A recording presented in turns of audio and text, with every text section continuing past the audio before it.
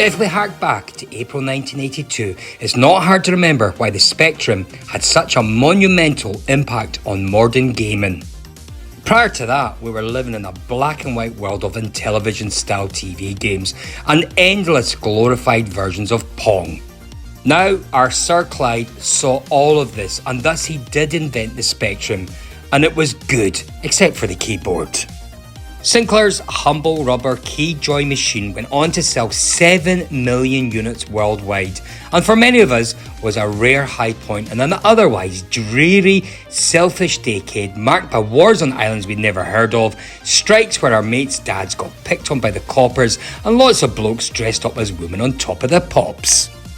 Back then, we loved the ZX Spectrum games that lit up our childhood, and possibly yours too. I mean, I'm pretty sure that much of every British male over the age of 50 will argue about their favourite Spectrum games, while a dewy-eyed, far-away look creeps across their face, a reminder that we're all getting older.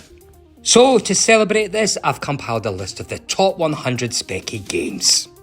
Now, this is based on the official Game Top 100 of all time, according to the Reader's Top 100, which was voted by the Your Sinclair's readers, published in issue 93 on September 1993.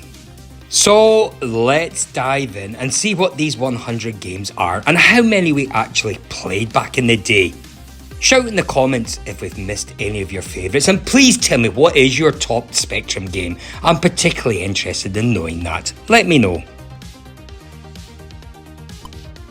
Okay, first up is Moonstrike, which is a vertically scrolling down sci-fi shoot 'em up game taking place on the moon. And in this game, the player is in control of a spaceship capable of breaching the lunar defences with the ultimate mission to destroy the super weapon. The spaceship is equipped with 2 different types of firepower for aerial and terrestrial engagement. You know, blasters and mines. Both the weapons are triggered by the same key, but bombardment becomes active only when the spaceship's target is moving directly above a lunar base. There are many upgrades for the firepower of the spaceship, which can be acquired when certain targets are destroyed.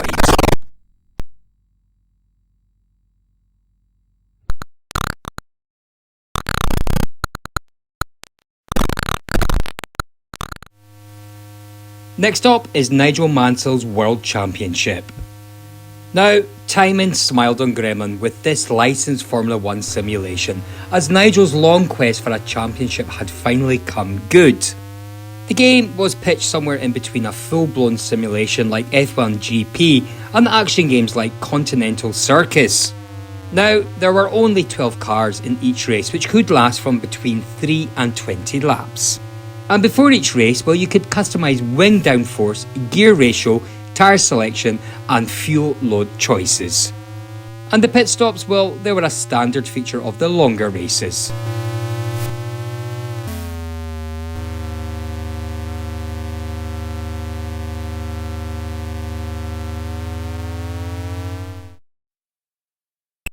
Right, next up is Batty, which is influenced by Aranoid's method of reviving the breakout phenomena. You control a paddle at the bottom of the screen, with the top half of the screen containing an arrangement of bricks, most of which can be destroyed. You must move the paddle left and right so as to make contact with the ball and thus deflect it into the bricks, some of which require multiple hits to be destroyed.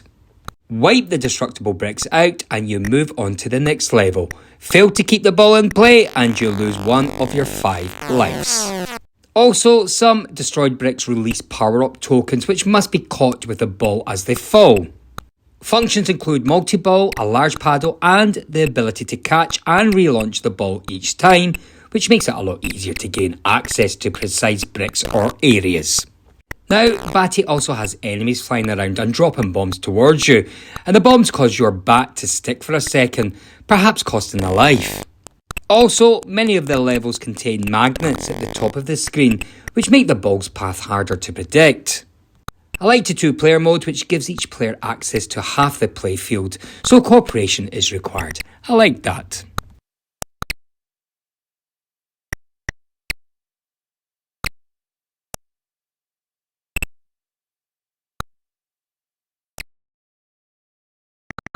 Okay, number 97, it's Underworld.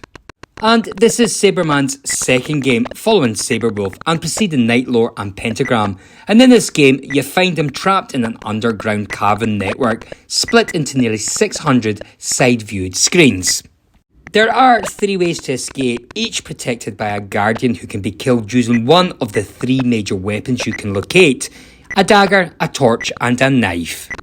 As you explore the levels, you will encounter randomly moving nasties who can't kill you but can knock you off your path and cause you to fall. And certainly watch out for those eagles, they can grab and drop you in mid-air. And flippin' heck, falls much more than a screen's height can cost you a life, although extra ones are available. There's also jewels which can be collected for temporary invincibility. I like those. Now, the game screens are functionally split into castle and caverns, with the castle screens higher up. And moving across the castles involves a lot of blind jumps, often deliberately bouncing off placed objects such as flower pots. And when you're in the caverns, well, use a rope to hook onto ceilings and move up and down, as if you find it. How many screens deep you are in is noted on the screen at all times too. I have to say, I am a fan of these Saberman games. This one is okay.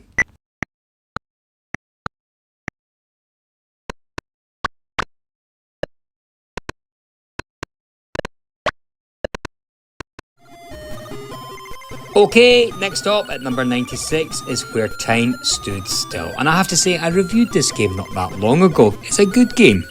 So, in the game, a plane has crashed into a remote and unknown plateau of the Himalayas.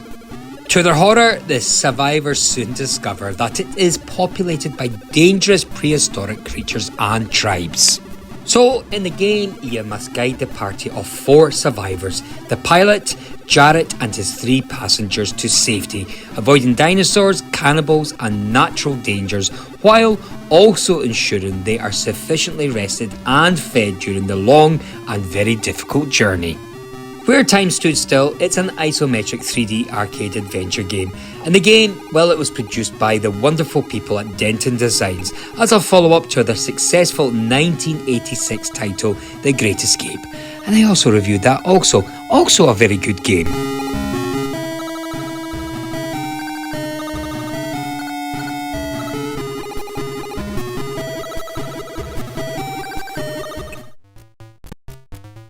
Right, next up is Trashman. And in this game there are 7 levels, each consisting of 1 street. The player starts at the bottom of the street and has to empty the bin from each house into the dust cart that moves slowly up the left lane of the road. The first level consists of 5 houses, each with a bin to be emptied. The second level has 6 houses, and so on. Once all the bins are emptied, the player simply walks to the top of the street to complete the level. And each level, well, it has a time limit, and if the player fails to empty all the bins within this limit, then the player has to repeat the level all over again.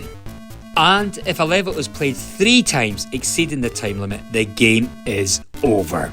Now, you must be careful and avoid stepping onto the grass, as doing so will cause the time counter to decrease very rapidly until they step off it. But if the player manages to empty a bin without stepping onto any grass, the householder appears at the door and invites the player in for a few seconds. This will increase the time limit as well as providing a little humorous conversation, such as, "Could you look at my TV? I meant mend it, not watch it." Now, the biggest threat to the player is the passing traffic in the road. If the player is run over by a car, the game ends immediately. Sometimes if the player steps onto the grass, a dog comes out of the house and tries to bite the player, making them limp for a minute or 2. And in later levels, pavement cyclists must be avoided also as well.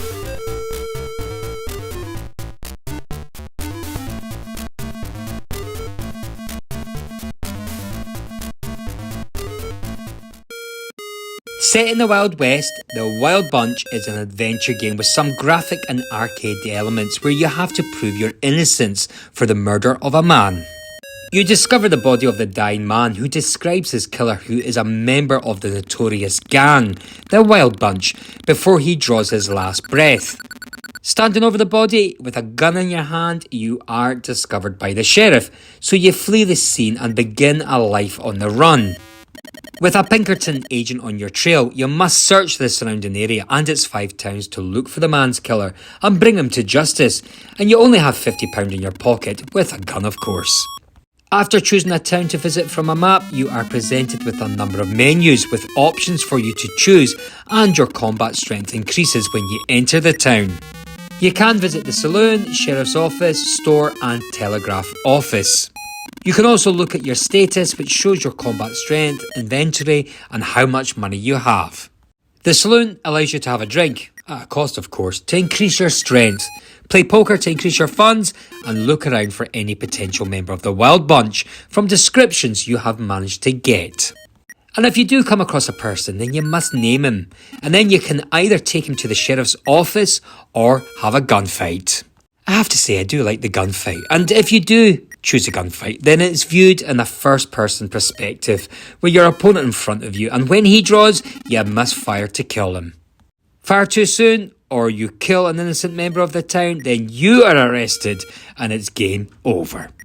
Now, the sheriff's office is very useful because it allows you to look at any wanted posters for the Wild Bunch, which will give you descriptions of one of the members.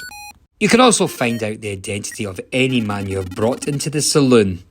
And if you visit the telegraph office, well, that lets you pay to see the location of the Pinkerton agent, and the store allows you to buy a variety of goods to help you in your quest for your justice.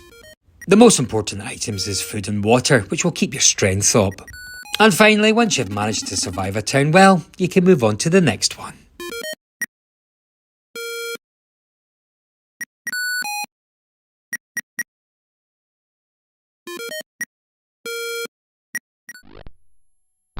Okay, Astro Ball, and in this game, well, the player controls a bouncing ball and collects coins from each level before proceeding to the level's exit. Now you need to be careful because small spikes named Death Stars are to be avoided, as any collision results in a life being lost. The game also features blinking platforms which can only be used for bouncing when visible, requiring careful timing from the player. Various power-ups can be collected, including extra time, temporary invulnerability, and also a slow motion mode. The main power-up item will cycle between the various power-ups available, and its sprite updates accordingly. And in most levels, it requires the player to determine the appropriate power-ups to be collected to ensure that you progress through the level.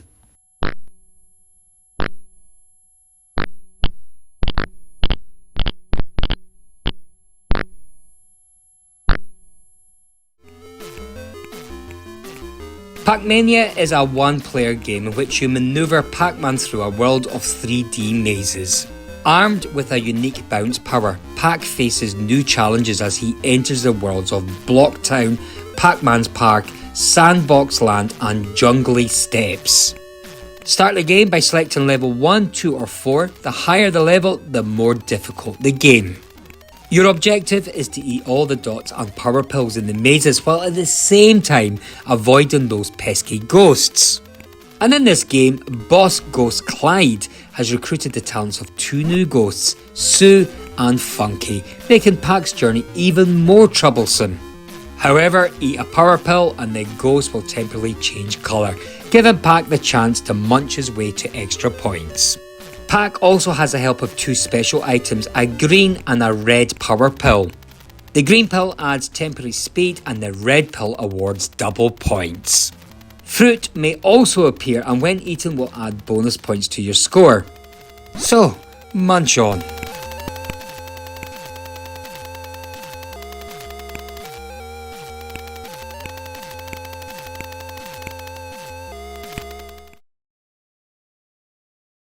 Nodes of Yesod is a video game developed and published by Odin Computer Graphics in 1985.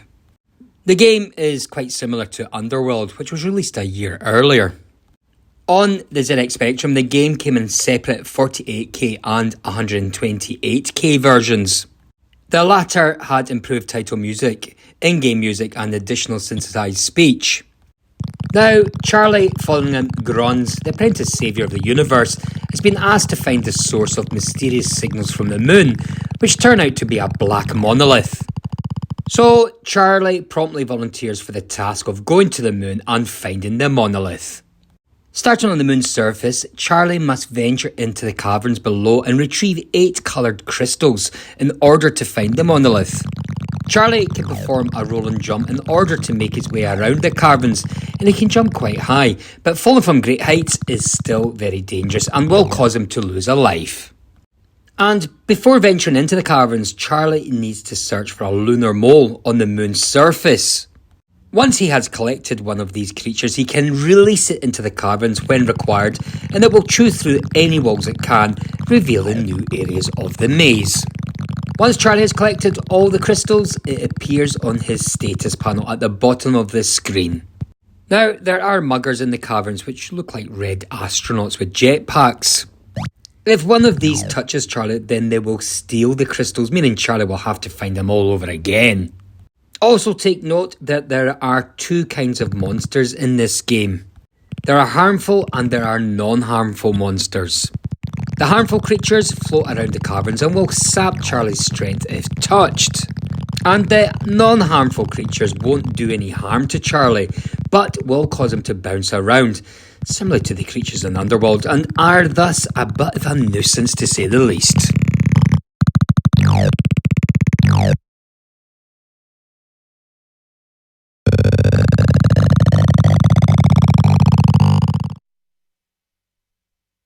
Mr. Freeze is a flick screen platformer where your task is to de-ice 6 compartments of a giant fridge by moving from the bottom left of each compartment to the top right to touch the de-icer.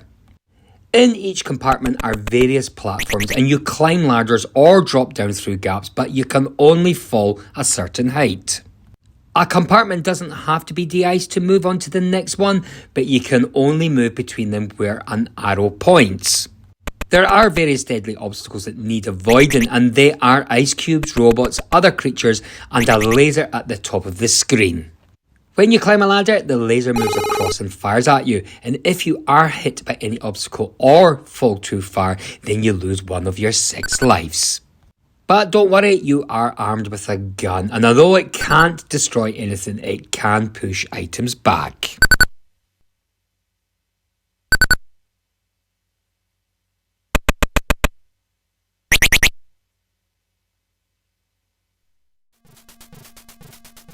Okay, we're at number 89, Quick Snacks.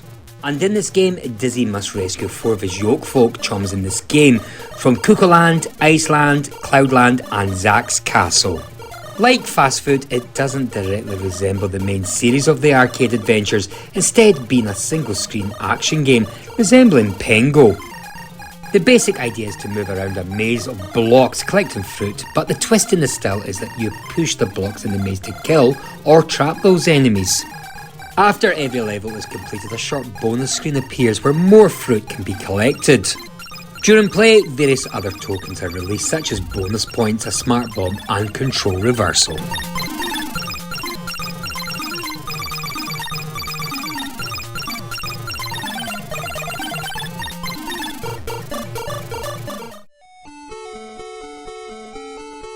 OkieDokie International Match Day. It's an improved version of Match Day published in 1985 for the ZX Spectrum 128KB. And this version, well, it takes advantage of the extra memory available to provide better sound and some full screen images.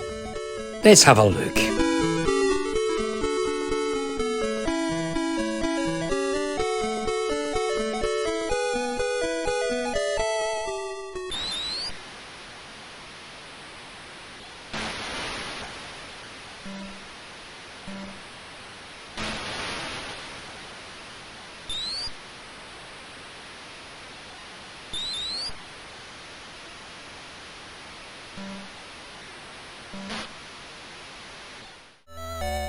Okay, number 87, Continental Circus.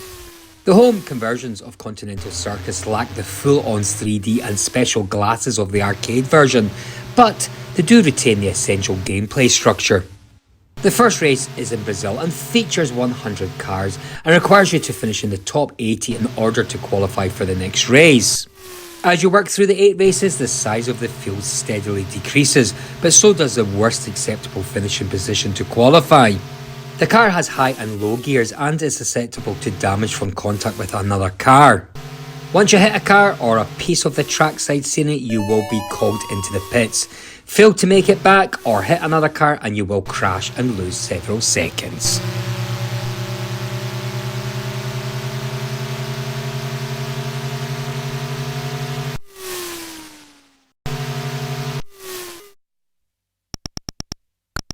Right, Block Dizzy. Now this is a bit of a strange game.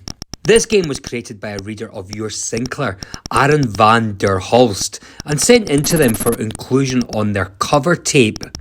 It appeared with issue 81 dated September 1992 as part of the Magnificent 7 series of cover-mounted cassettes. The idea of the game is to plonk together 3 or more blocks of one colour, causing them to disappear from the play area. You can't alter the orientation of the blocks, but by pressing fire you can rotate the colours. Once you've connected enough blocks to reduce the number at the right hand side of the screen to 0, you move on to the next level. A strange but pretty interesting game that a game from a magazine actually reached it into the top 100.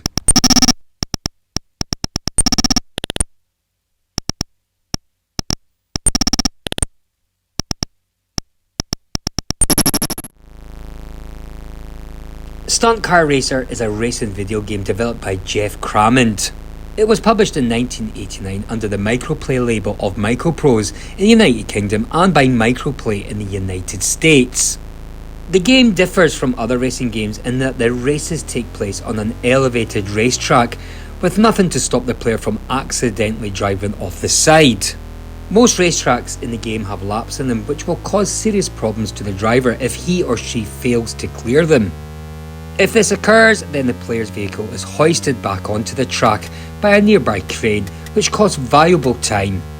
Turbo can be used to make the car go faster, but I have to say it can only be used for a limited amount of time in each race. Now, the single player game consists of a league table, which is split into 4 divisions of 3 drivers each, making a total of 12 racers, including the human player.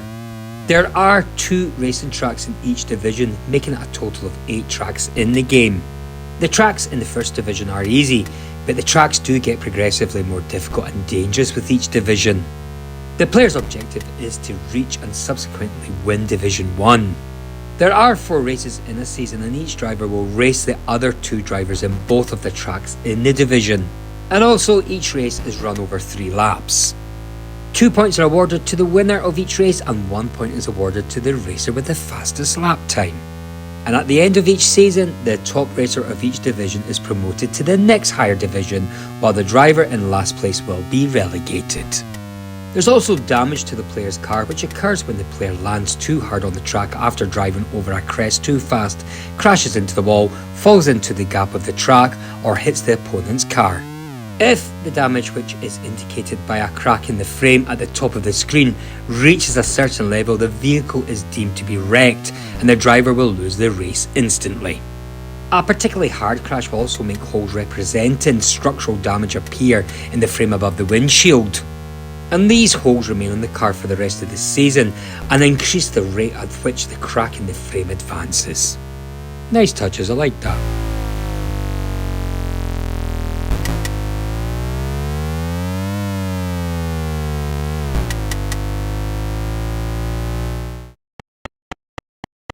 Alright, I like this game. Number 84, Popeye.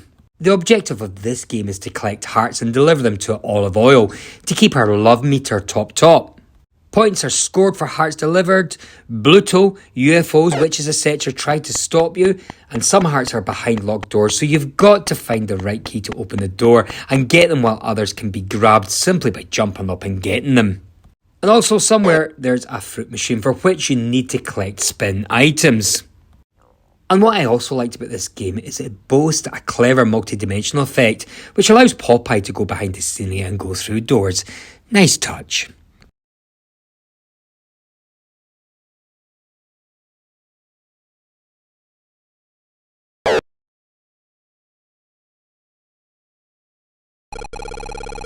Gosh, this game brings back memories, it certainly does. Horus Go Ski was released in 1982 and it was a spin-off from the successful Hungry Horus. Horus Go Ski is initially similar to the arcade game Frogger.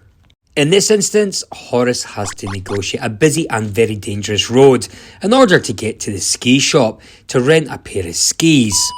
Horus has a small budget of £40, from which every ambulance fee when you get hit costs around about £10, and the skis themselves also cost Horus back about £10 too. But once Horus manages to rent the skis, he has to make his way down the slope. I like that part of the game, negotiating the flags and not hitting any trees. And once you complete each course, or if you're hit by a tree, then you're sent back to the beginning of the game. As I said, this game, it brings back so much nostalgia for me.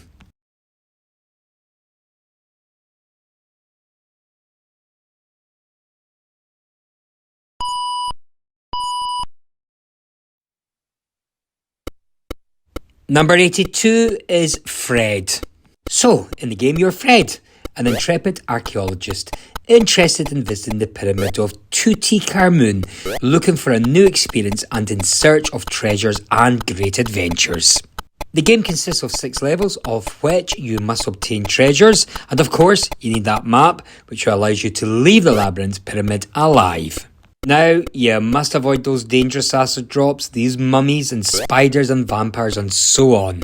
And in order to defend yourselves from those disagreeable enemies, you have at your disposal a gun, okay, with limited bullets, but some enemies are immune to the guns, so you must jump and avoid them.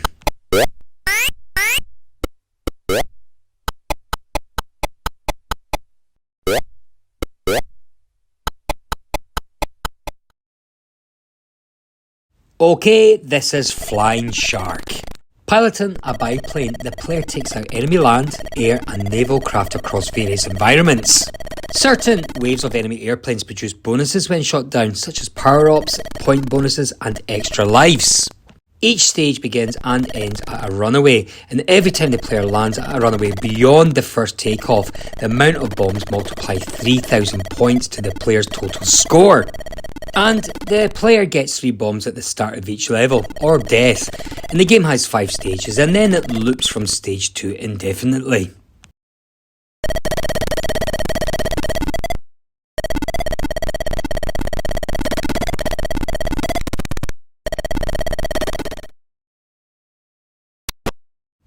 Deair, the original superhero, was being featured on the Earth Broadcasting Corporation This Is Your Life programme. The invited guest, who spoke glowingly of Dan's achievements, his bravery and compassion, included his faithful friend Digby, who had shared so many of Dan's adventures, Professor Peabody, Fleet Commander Sir Hubert Guest, Sonder the Venusian Ambassador, along with his equivalent from every planet in the known universe. I mean, it seemed that the whole world had turned out to honour Dan. Deair, embarrassed but deeply moved by these accolades, stepped forward to speak. Suddenly, the picture on every video screen in the solar system changed into a series of multicoloured horizontal stripes, slowly clearing to reveal none other than the evil green face of the Mechon. The Mechon proceeded to tell of his dastardly plan to propel a hollowed-out asteroid the size of a minor planet on a collision course with Earth. And if the powers that be did not give in to his terms, Earth would be eliminated. If they agreed, the asteroid would be harmlessly detonated, Earth would be safe, and the Mechon would take over as commander of the universe. They could not give in to the Mechon's threats, but what was the alternative? In the studio, the assembled gathering turned their gaze to one man. Colonel Deair knew what he had to do.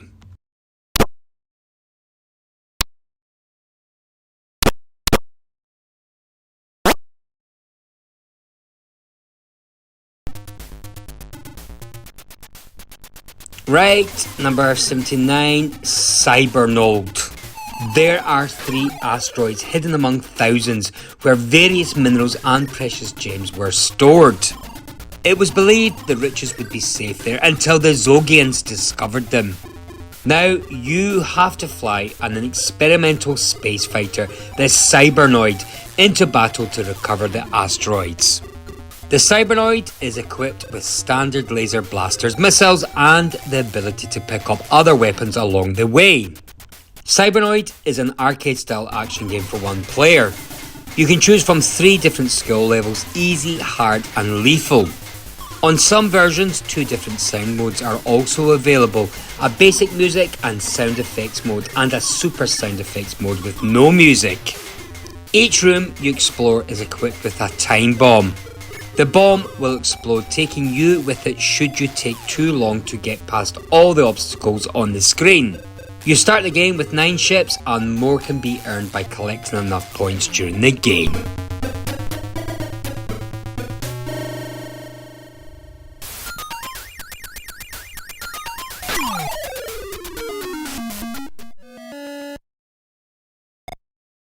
Number 78, Aranoid.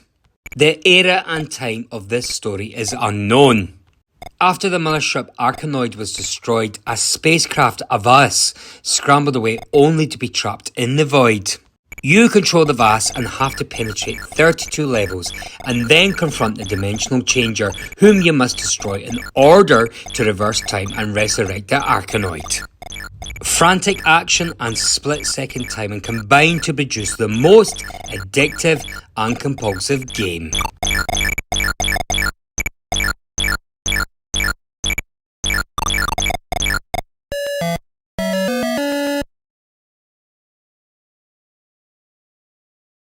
Alright, number 77, Alien, and this is another game I recently reviewed and I quite like this game too.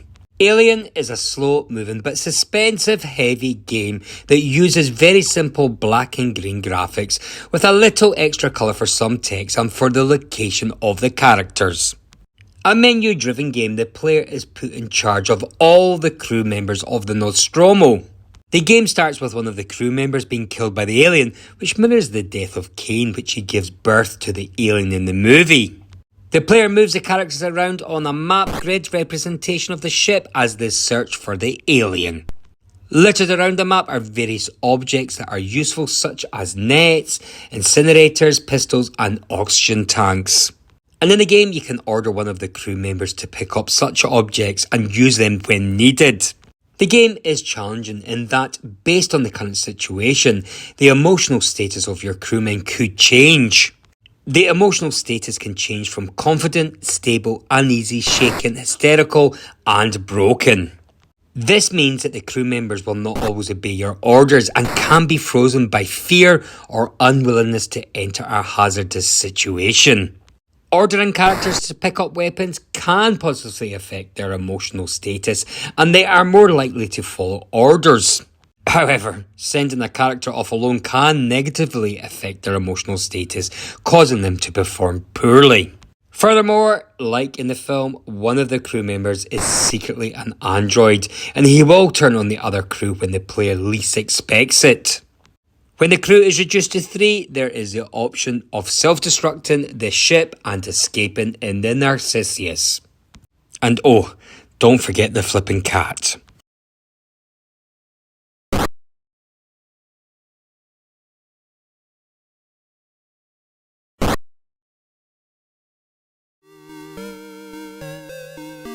Okay, now we're on to Mirrorsoft's version of Tetris, which was the first commercially available version of the game. Blocks of different shapes drop from the top of the screen into a box. Each block is made up of 4 small squares arranged to make a larger square, an L shape or a column. As the blocks fall, they can be rotated or moved horizontally so that every space in the box is filled. When a horizontal line is completed, the line is destroyed, giving you more points and moving the rest of the place pieces down by 1 square. If a line remains incomplete, another line must be finished above it. The more lines that stand incomplete, the higher the blocks above them stack, reducing the space in which fallen shapes can be manipulated. Eventually, the blocks reach the top of the screen and the game ends. The statistics box at the left of the screen shows the number of shapes of different colours that have been positioned, and another box at the bottom right shows what shape of block will appear next. There are 10 skills. The higher the level, the faster the blocks fall.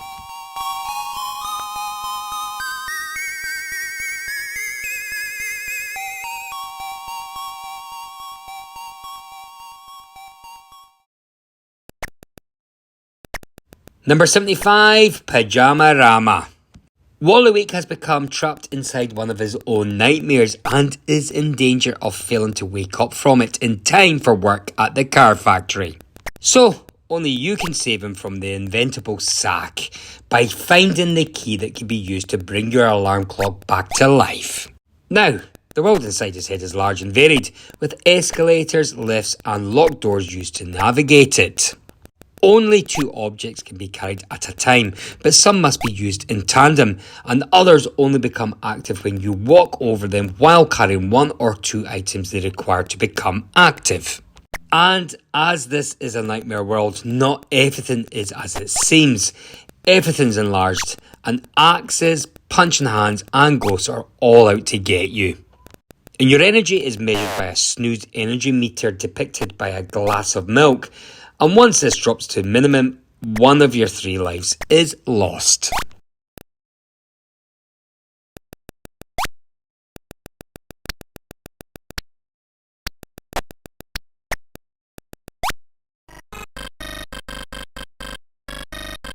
Matchday is a football computer game published by Ocean Software in 1984. Originally on the ZX Spectrum and later was released on the Amstrad CPC, BBC Micro and Commodore 64 systems. It is the first game in the Matchday series, and the title and opening music are references to Match of the Day. And this game, well, it was a creation of programmer John Rittman.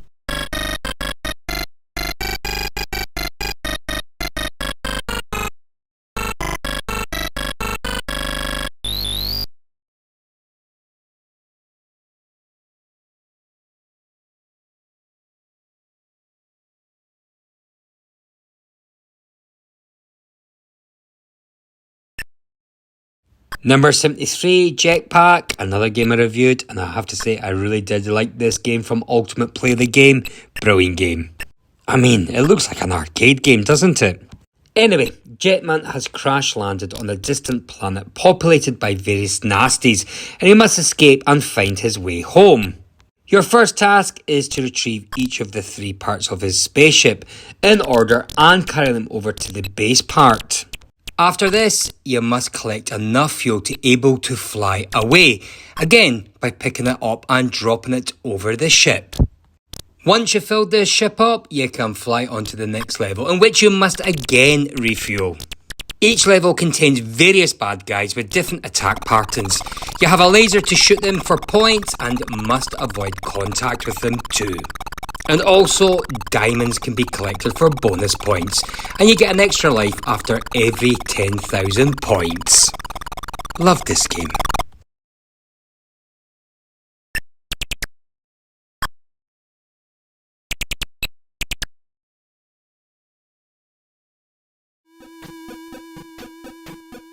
Hudson Hawk is a platform game developed by Special FX and published by Ocean Software in 1991. In this game, you assume the role of Hudson Hawk, a cat burglar. He is sent on a mission to steal 3 Da Vinci artifacts. Walking through various levels in this platform game, the player must avoid sounding alarms. In addition, security guards and dogs show up to hamper the mission. Now, Hudson Hawk, well, he can pacify the enemies by punching them or throwing a ball at them. Enemies include a rhinoceros stampeding in the Vatican Library and also a kangaroo. It's an okay game, certainly much better than the film. That film was absolute pants.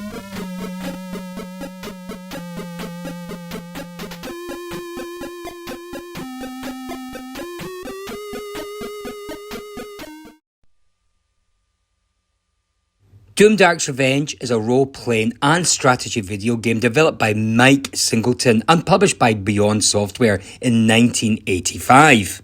It is a sequel to Singleton's 1984 seminal The Lords of Midnight, and it has similar game mechanics but adds more detail, with the number of characters and locations also increased.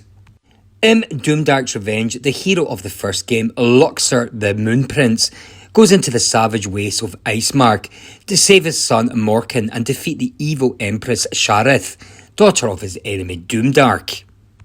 Like its predecessor, Doom Dark's Revenge was a major critical success and a commercial hit. It was supposed to be followed by the sequel titled Eye of the Moon in 1989, which was never finished. Another sequel, Lords of Midnight, The Citadel, was eventually released in 1995.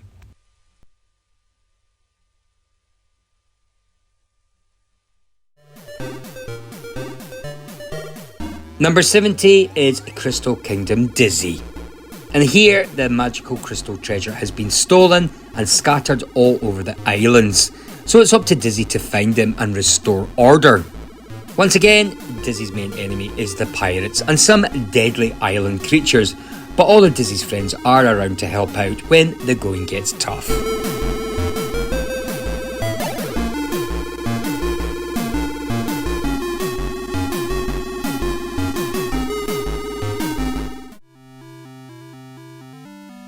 Number 69, Wonderboy.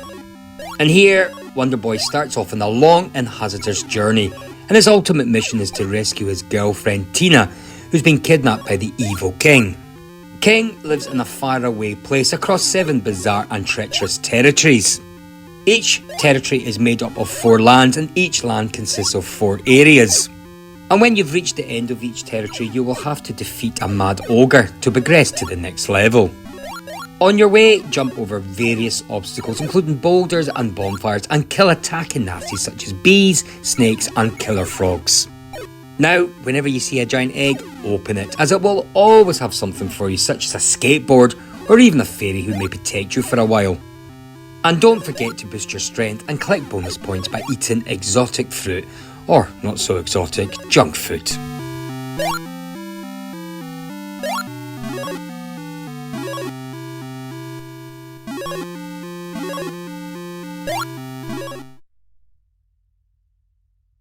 Number 68, The Hobbit.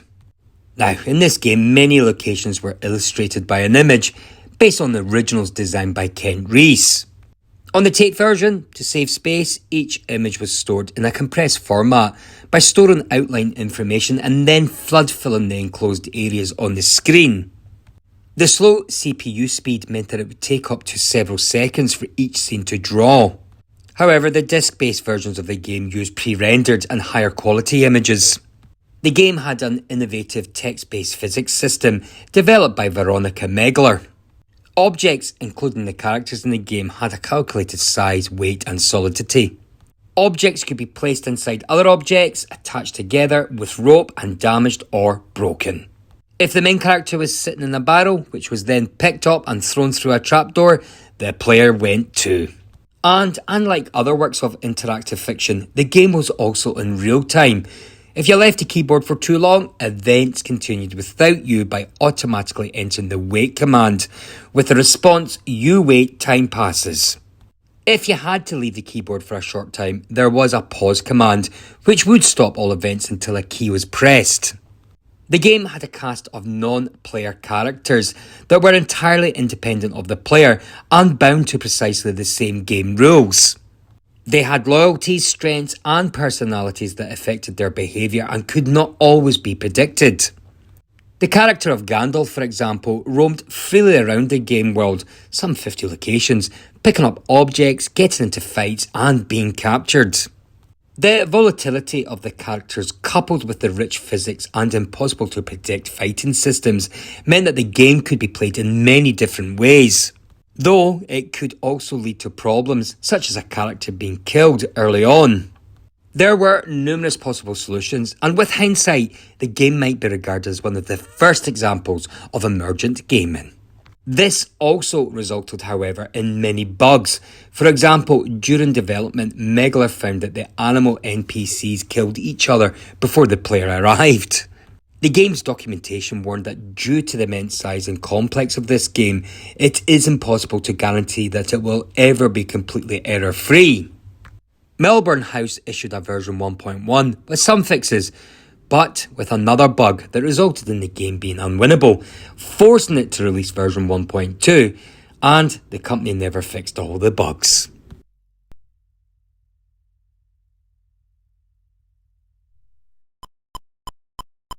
Number 67, Saberwolf. And Saberwolf is a 1984 action-adventure game by Ultimate Play the Game, and the first game of the Saberman series. The player, as Saberman, navigates a 2D jungle flip-screen maze, aiming to reconstruct an amulet and escape. The maze is divided into 256 edge-to-edge screens, filled with colourful flora and enemies that spawn randomly. Now, Ultimate released the game for the ZX Spectrum in 1984 at an above average price to combat piracy. The game's premium packaging became a company standard. And Ultimate, a developer known for its secrecy, had finished Saberwolf sequels in advance of its release, but withheld them for marketing purposes. However, they were swiftly released the same year. Ultimate hired outside developers to make Saberwolf ports for the BBC Micro, Commodore 64 and Amstrad CPC platforms, and the game was subsequently included in multiple compilation releases, including the 2015 Ultimate and Rare Retrospective A Rare Replay. Reviewers lauded the game's graphics and found its gameplay very similar to Ultimate's previous release Attic Attack, although they seemed to prefer Saberwolf. Reviewers also noted the game's difficulty. The game was recommended in several gaming publications, and it did win the Best Maze Game in 1984 Crash Reader Awards. Saberwolf was a financial success, and it reached the top of the format charts. It was listed in multiple lists of top Spectrum games. And of course, it introduced the Saberman character, who has reoccurred throughout Ultimate and Rare intellectual properties and the Saberman game series. I like this game. I have to say, I did enjoy playing this.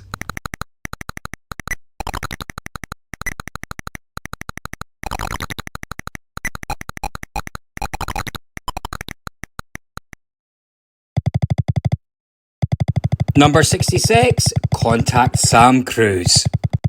And this game is made in the style of a 1930s detective movie, and Sam needs to solve a murder. Play takes place in a scrolling, two-dimensional environment consisting of part of a city in the United States. Although the player is given considerable freedom to explore the game area, the solution to the game is a linear progression through various puzzles. The main character is usually given hints on how to complete the next stage via in-game phone calls. Players are able to enter buildings, although the view remains outside the building with Sam visible through the windows, and there's no cutaway. You can switch lights on and off, open doors and collect money by somersaulting onto the bills blowing down the street. Sam can also don disguises for various parts of his mission, and at times will also have to evade police, for example by pulling out building fuses to cut the lights at the start of the game when he finds a dead body. Now, Sam carries a limited amount of money in dollar bills, and this ticks away slowly with the game ending if Sam's money level reaches zero. And if Sam finds himself arrested by the police, he's taken to a police station and deposited in a cell for a period of time before being released on bail, which will reduce the amount of money he has.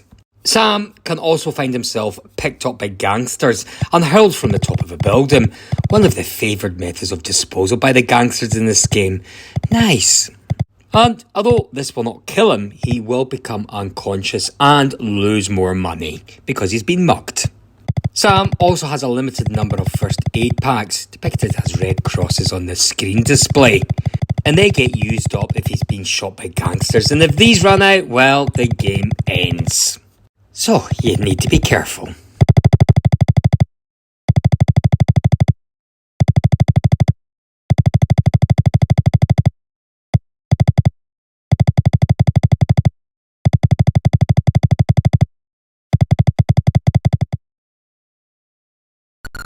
Number 65, Bomb Jack.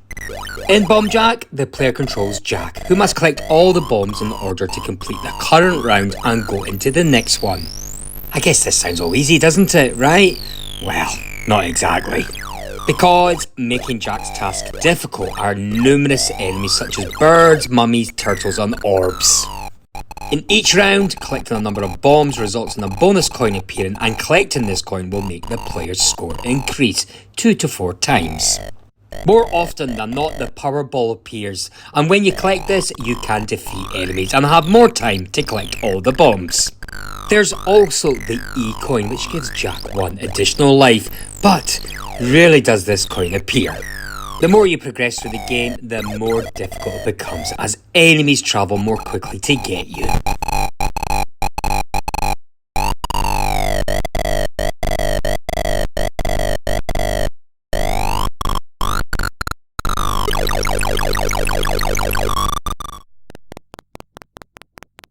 Number 64, Turbo Espray. Now, the objective of this game is to prevent a gang of drug smugglers completing a delivery of heroin by tracking down their cars and destroying them or ramming them into submission. You will score points for capturing the smugglers alive, and you will lose points for shooting innocent motorists. Now, you do have to obey traffic lights, avoid the roadworks and watch out for those pedestrian crossings. I like this game. It reminds me a little bit of an early GTA.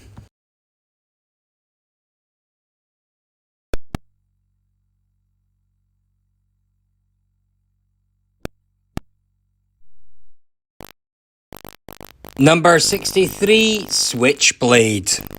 Switchblade is a computer platform game developed by Core Design and released by Gremlin Graphics in 1989. And in this game, the player guides the protagonist Hero through a flip screen platform environment with a subterranean setting. Unexplored areas of the screen are obscured from view until the player character enters them. Let's have a look at the game.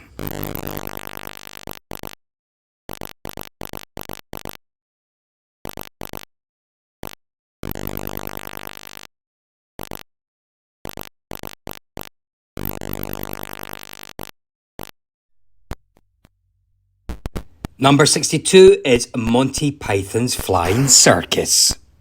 And this game is an arcade-style game based on the UK television series of the same name. Players control one of the Mr. Gumbies and manoeuvre him through multiple screens, throwing fish at flying feet and similarly surreal enemies. Periodically, the game cuts away to a non-sequitur side, such as a lesson on the larch or a quick game of Breakout. Bizarre.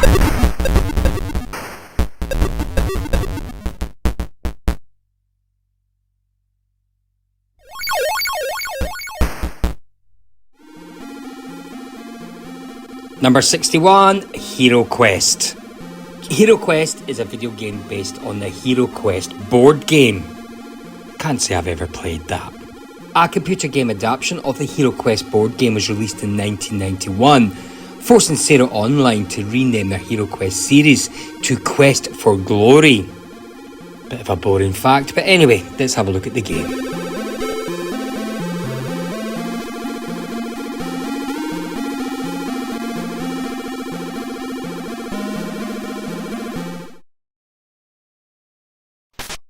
Number 60, Golden Axe. I like Golden Axe, I have to tell you. So, a terrible scourge has settled on the land of Uria. The evil reptilian creature Death Adder invaded the peaceful villages and by ways of this ancient land, putting the population to the sword, and even worse. His armies of thugs and other murderous creatures now run amok in Uria, terrifying the innocent citizens and exacting crippling taxes from the people. Food is running low and there is little hope of freedom. The very existence of Uria is now threatened. Death Adder has kidnapped the king and his daughter, the beautiful princess, and he is holding them captive in their own castle. Death Adder has also found the Golden Axe, the magical emblem of the land of Uria, and plans to destroy and kill the royal family unless all the people of Uria bow to his will, swearing an oath of allegiance to his evil regime, accepting him as the ruler. So, there seems to be little chance of defeating Death Adder and ridding Yuria of his evil hordes. The king's armies were crushed long ago in fierce and bloody battles. But an alliance of 3 warriors from the furthest corners of the land may just manage the impossible. Flippin' heck, I think I should work for Jackanory. Do you remember that, Jackanory? Anyway, good game. Played it in the arcade. I think I own this both in the Master System and the Mega Drive. Good games. I liked it.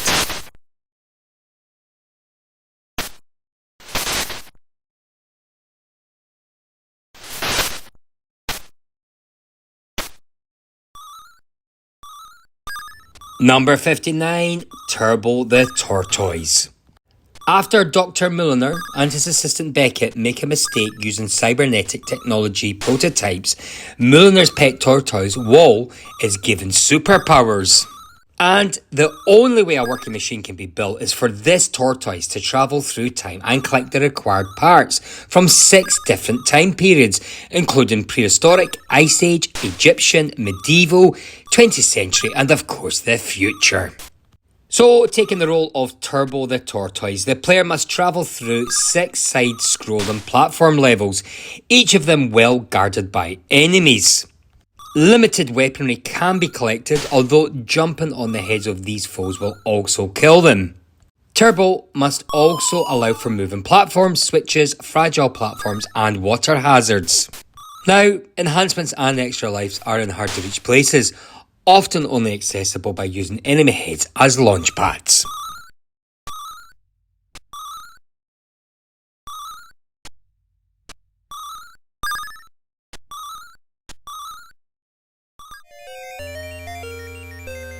Number 58, Bobble. Gosh, I got so much nostalgia memories playing this game in the arcade. I think I was only about 13 or 14. Such a great game. So, the game starring the twin bubble dragons, Bub and Bob, is an action platform game in which players travel through 100 different stages, blowing and bursting bubbles, dodging enemies and collecting a variety of items. This game certainly became very popular and led to a long series of sequels and spin-offs.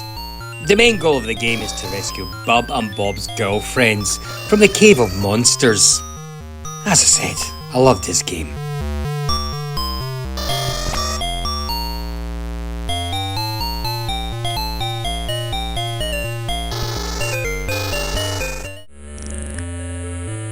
Number 57, Auf Wiedersehen, Monty.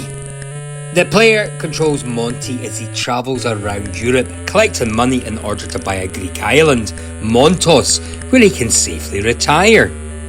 Gameplay is in the style of a flick-screen platform game, similar to many such games of the 1980s, such as Technician Ted and Jet Set Willy. Some screens bear some relation to their real-life counterparts, such as those representing the Eiffel Tower and the Pyrenees, but most are just typical platform game screens. Now, I have to say, Auf Wiedersehen Monty does contain some interesting features, not to mention some peculiarities for the player to discover.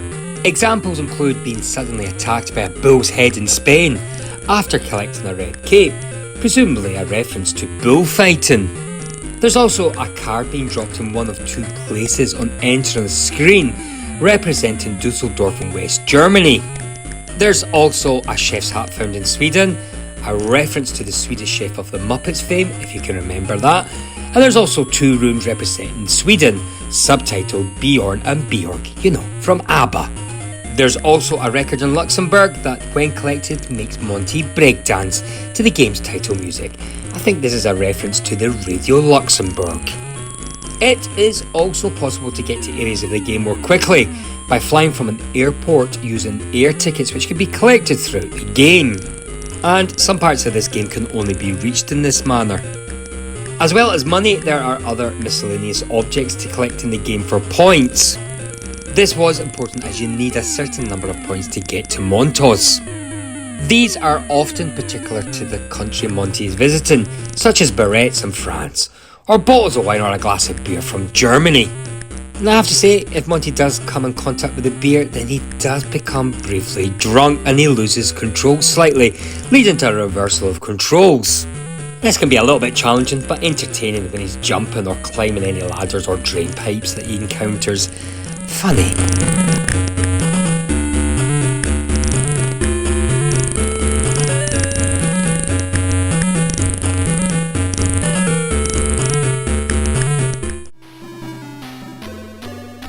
Number 56, Slightly Magic. Big Wiz, the wizard, has left the castle in a hurry. Indeed, he forgot to pack his spare wand, he also forgot to lock his laboratory door, and forgot to take his mischievous nephew Slightly with him. Oh well, it could be worse. I mean, a sunburnt dragon could be running off with the beautiful Princess Croak as we speak. And also, the wizard's spell cabinet might have been knocked over, scattering his spells everywhere. Not to mention Slightly might be reading his private spell book. Hang on a minute, where's that pink fire-breathing creature going with that screaming princess? I think you get the picture. Anyway, we've got to help Slightly in this magic adventure, explore the mysterious land and meet its unexpected inhabitants. Let's have a look at the game.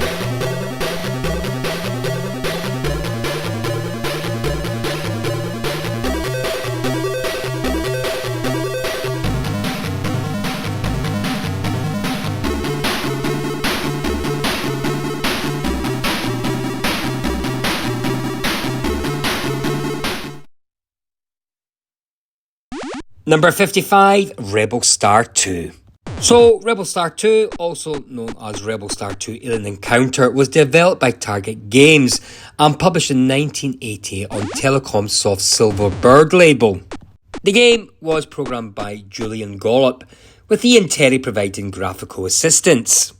The scenario takes place on the planet of Thrace 6, on which an alien race is threatening Rebel Star. The Raiders' objective is to kill aliens, kill the alien queen and capture alien eggs. The Raiders have a set escape window with their shuttle landing on turn 15 and taking off on 26. At that point, the game ends and victory points compared. The left half of the map is an outdoor environment with bushes, trees, rivers and marshes. And watch out because that alien queen herself can fire a short range but deadly acidic spit.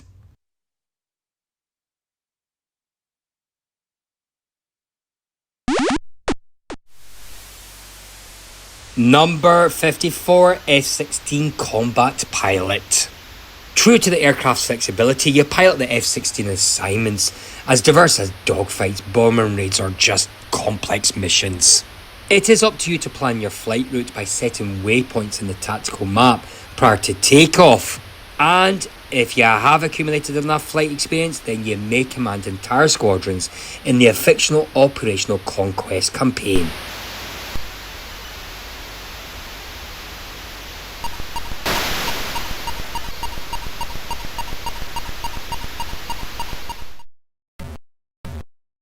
Number 53, Total Recall. Gosh, I remember that film with Arnold Schwarzenegger. A lot of people liked that film. I just thought it was average. But I did like that lady with the 3 boobies. Anyway, enough of that. Total Recall puts you in charge of Douglas Quaid, who must find a way to Mars in order to find the answers to his 2 questions.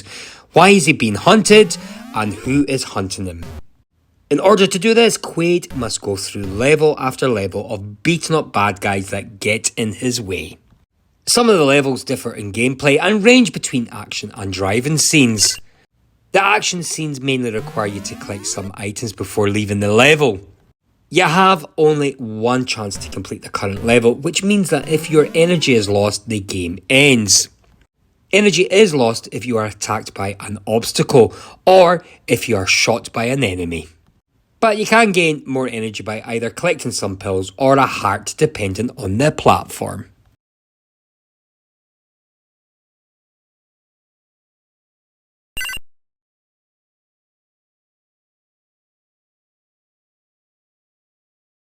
Another movie game by Ocean Software is Robocop at number 52. I mean, wow, the ZX Spectrum Robocop was one of the biggest selling games of all time on that platform, and it remained in the Spectrum Software sales charts for over a year and a half. I mean, it entered the charts in December 1988 and was still in the top 5 in February 1991. It topped the UK all-format charts for a record 36 weeks, until it was eventually knocked off the number 1 position by Indiana Jones in The Last Crusade in August 1989. I mean, wow. Anyway, based on the 1987 movie the same name, patrolman Alex Murphy was killed on the streets of Detroit. The major corporation there, Omni Consumer Products, saw an opportunity to sell a new kind of law enforcement officer to the troubled city. I mean, they just basically took Murphy, what was left of him, encased him in a titanium armour, wiped his memory, and then just created Robocop. So anyway, it's now up to Robocop to clean the streets of Detroit and eliminate the bugger responsible for his murder, Clarence Bodderdicker. But saying all that, it looks like Clarence might not be the kingpin of this town. Now, Ocean's version of Robocop for the 18-bit machines loosely adapts the Data East arcade game, with stages inspired by those from the coin-op, but also there's entirely new gameplay elements in there as well. In most levels, Robocop walks from left to right, shooting his gun at hordes of enemies that intend to kill him with bullets, chainsaws or their fists. Stages include the streets of Detroit, which is in 2 parts based on the first level of the arcade, a drug factory based on the 4th arcade level, and a junkyard based on the 3rd coin-op stage. Gun power-ups to collect include a rapid fire model, a 3-way shot, and a powerful flame cannon. 2 levels end with boss fights against Robocop's chief adversary, Ed 209, and for some reason Ed is impervious to bullets and must be defeated using Robo's fists alone. Weird. New challenges from the arcade include hostage scenarios. In these, seen from a first-person perspective, a criminal holds an innocent person, and moving crosshairs and firing precisely, Robocop must take care to shoot only the criminal and not the civilian. Now, if you are interested in Robocop, I did do a complete history video on Robocop across all formats, all games. You should check it out. It took me ages to make. It's good fun.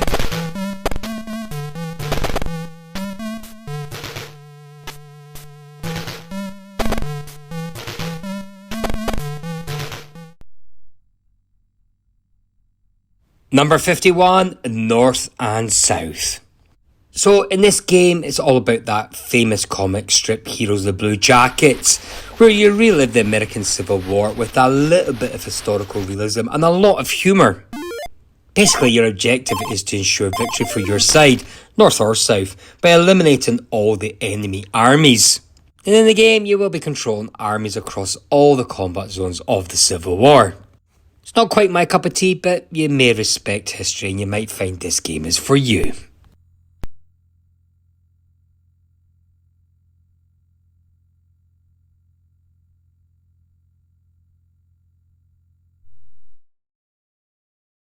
Okay, here we are. We're at the halfway point of the video. And at number 50, we have Football Manager.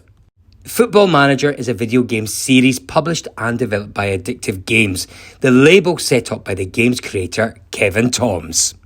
The first game was released in 1982.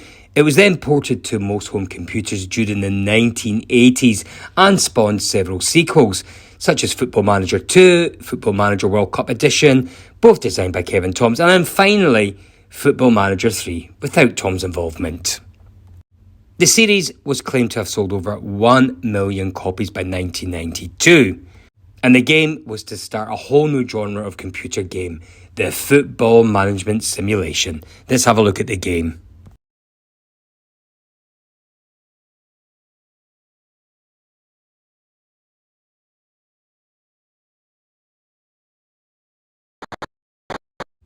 Number 49, Spy vs. Spy. So, Spy vs. Spy was a game first published by First Star Software in 1984 for the Atari 8-bit family, Commodore 64 and Apple II computers. It was a 2-player split-screen game based on Mad Magazine's long-running cartoon strip, Spy vs. Spy, about the slapstick antics of 2 spies trying to kill each other with improbably complex and elaborate traps and weapons. And I have to say, I was a massive fan of the Mad magazine when I was a kid myself. In fact, I think I collected all of the magazines from the 80s onwards. Hundreds of magazines I had. So, as I said, I was a big fan. Anyway, the game was later ported over to a much wider range of platforms, including our ZX Spectrum. And the object of the game is to collect various secret items in a briefcase and exit the building through a door to the airport before the opposing player, or before the timer runs out. While searching for the items, traps can be laid to take out the opponent, or the player themselves if careless. Each player has a personal countdown timer which depletes by 30 seconds upon each death. The arena is an embassy constructed from a series of interconnected rooms laid out on a grid pattern. Higher levels have more rooms and therefore a larger play area. As well as hand-to-hand combat, the spies can place traps on the furniture and doors which occupy the playing area. These traps are triggered when a spy searches a piece of furniture for an item or opens a booby-trap door, resulting in a cartoon-style animation showing the subject being shot, blown up and floating up to heaven as an angel. Strategy is introduced by limiting the quantity of each trap a spy can use and by allowing the traps to be triggered by either spy. Some pieces of furniture also contain remedies which match up to specific traps. These allow a trap to be defused, but can only be fetched one at a time.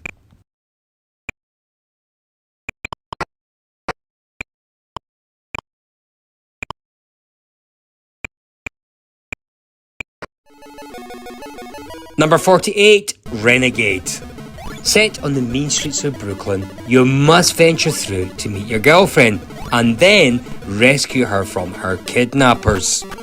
This is split into 5 levels, taking you through the subway and the docks, as well as some inhospitable streets. A wide range of aggressive moves are on offer, including headbutts, kicks, punches and flying kicks. Much of the game's violence is depicted in a fairly tongue-in-cheek style, with an element of attempted humour along the way.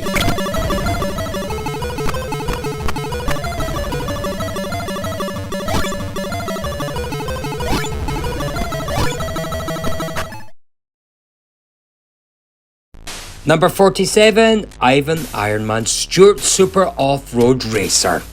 Enter the world of off-road racing as 4 vehicles will face each other on a series of tracks which are based around flipped and reversed versions of a core selection. Fame, glory and bikini-clad women await your victories, and the taste of dirt awaits you if you fail.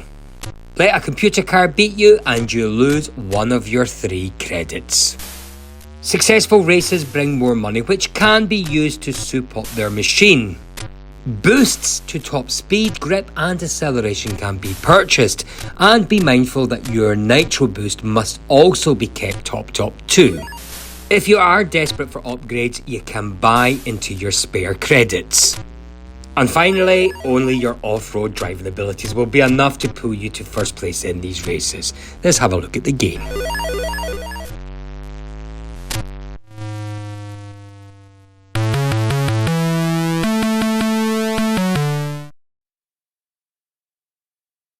Number 46, Carrier Command.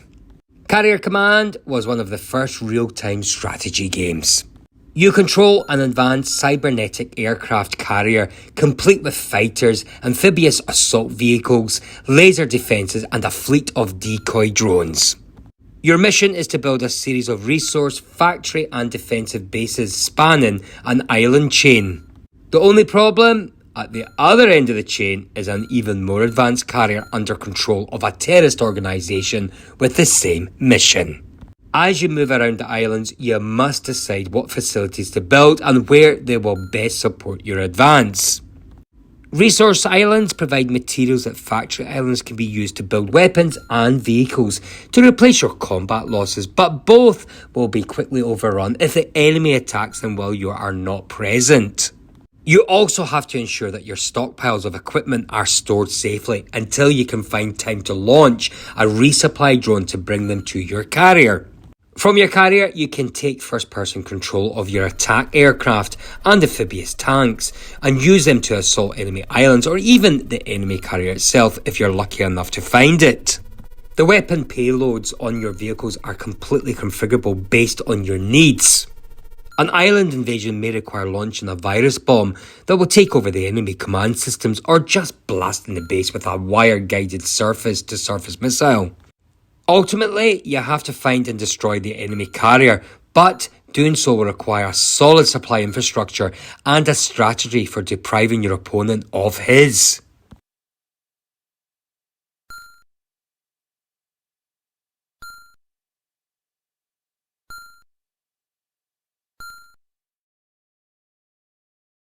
Number 45, The Way of the Exploding Fist.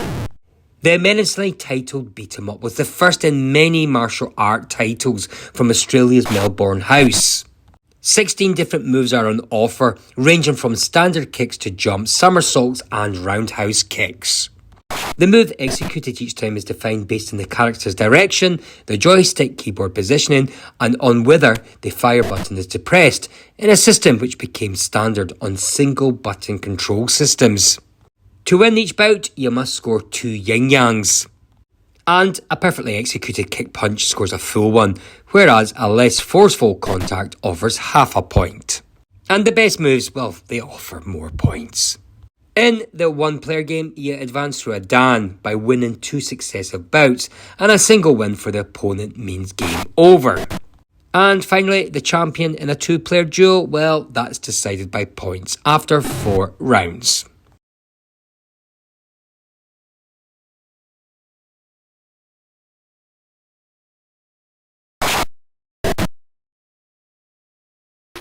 Okay, number 44, Rodland. Taking a rather literal view of the term slapstick humour, Rodland features 2 fairies called Tim and Rit, whose mission is to rescue their mum who's been captured and taken to a castle. Now, there are 40 screens to clear, all full of baddies, who are disposed of by grabbing them with a stick and flipping them from side to side to inflict damage.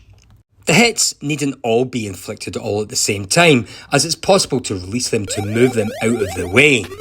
When killed, each bad guy releases some kind of extra, ranging from points, bonuses to various devices, which can be used to kill other enemies. Each level also contains a certain amount of fruit, and if you can collect all of this, you enter a bonus game in which each enemy's death results in one of the letters E, X, T, R and A being released. Collect all of them for the invaluable extra life. Number 43, and a personal favourite of mine, that's Attic Attack. Attic Attack is an arcade adventure video game developed and published by Ultimate Play the Game, released for the ZX Spectrum in 1983. The game takes place within a castle in which the player must seek out the 3 parts of the golden key of ACG through unlocking doors and avoiding enemies. The game is presented in a top-down perspective. They can choose from 3 different characters, a wizard, a knight or a serf. Each character has access to a secret passage unique to them, meaning that navigating the castle is different for each one. I like that.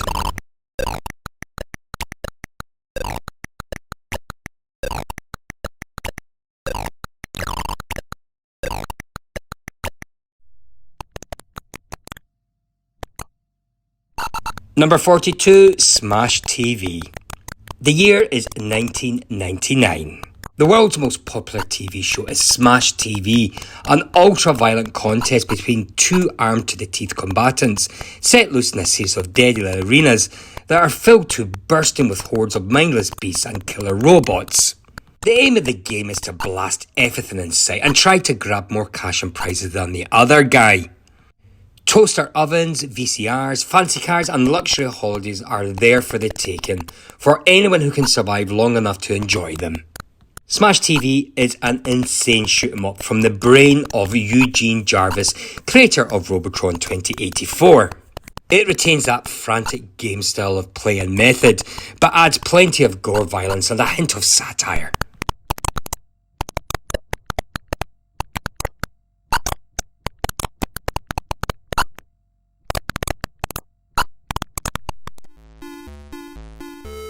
Number 41 is Pang.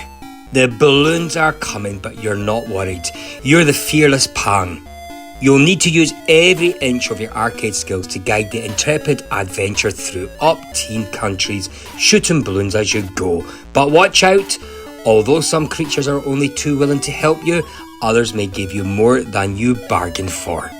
Guide the fearless Pang through a grand total of countries as he hunts and shoots balloons. Balloons appear in 4 different sizes. When a balloon is shot, it divides itself into half until it reaches its smallest size. When you shoot the smallest balloons, they finally disappear.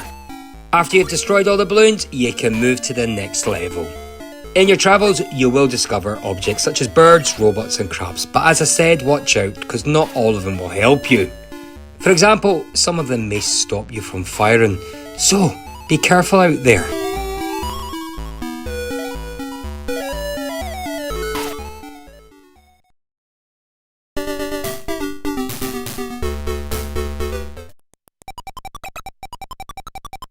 Alright, number 40, Jack the Nipper, which is a side view flip screen game with puzzle solving and platform elements.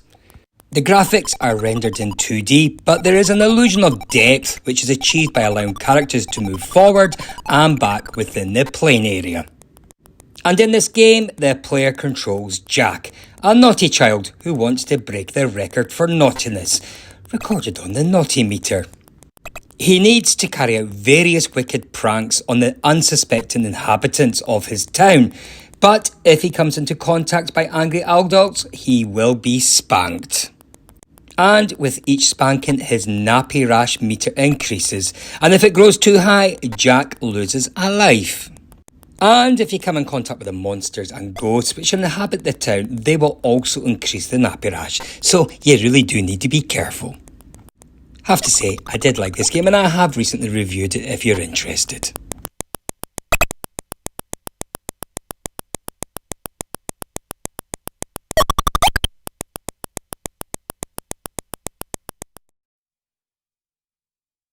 Number 39, Gauntlet. Gauntlet is a fantasy-themed hack-and-slash 1985 arcade game by Atari Games. And this version, well, it was released by US Gold Limited. Let's have a look at the game.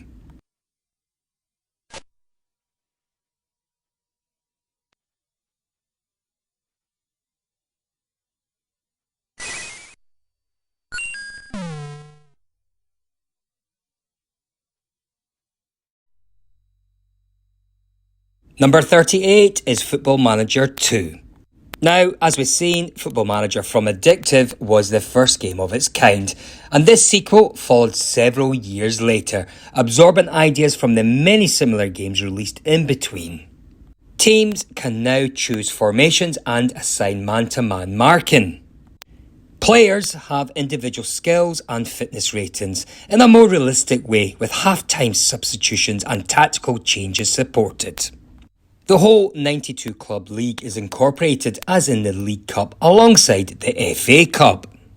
It is also now possible to watch and access the individual performance of the players, with match graphics showing the attack, the midfield and the defence areas more clearly.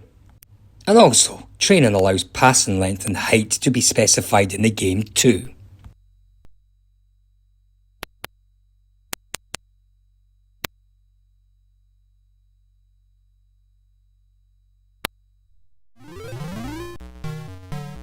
Number 37, Fantasy World Dizzy. And I have to say, I do own this game, and it's Dizzy's third adventure, which sees the introduction of the Yoke folk, including Daisy, who's got lost in the fantasy world. So Dizzy sets off to rescue her, braving dragons, rats and alligators along the way.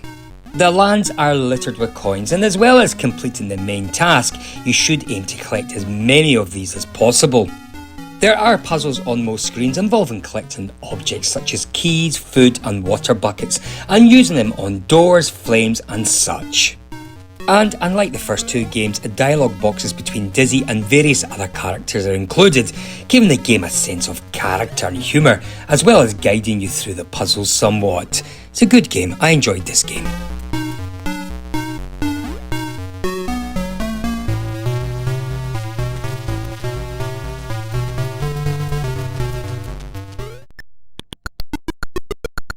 Number 36, Turrican. A story of times long gone by tells us of the three-headed Morgul who lives a secluded life in his kingdom. And flippin' heck, this Morgul, well, he's the cause of all the fears and nightmares of mankind. It is furthermore said that in ancient times he was banished to an unknown dimension by the hero Devilon. And when that happened, well, fear and sleepless nights disappeared out of the people's lives. But, again, for some time now, people have again been tormented by nightmares and suffer from a serious state of dread and fear. Hardly anybody dares to set a foot onto the streets at night, and a dreadful fear that Morgul has returned to his kingdom is alive in the people's minds yet again. And, as the only man on earth whose courage has not yet deserved him, you are sent off once again to free humankind from its burden of fear. And thankfully, you have been armed with the latest weapons and technical equipment for this mission. Find Morgul in his kingdom and destroy him for once and for all.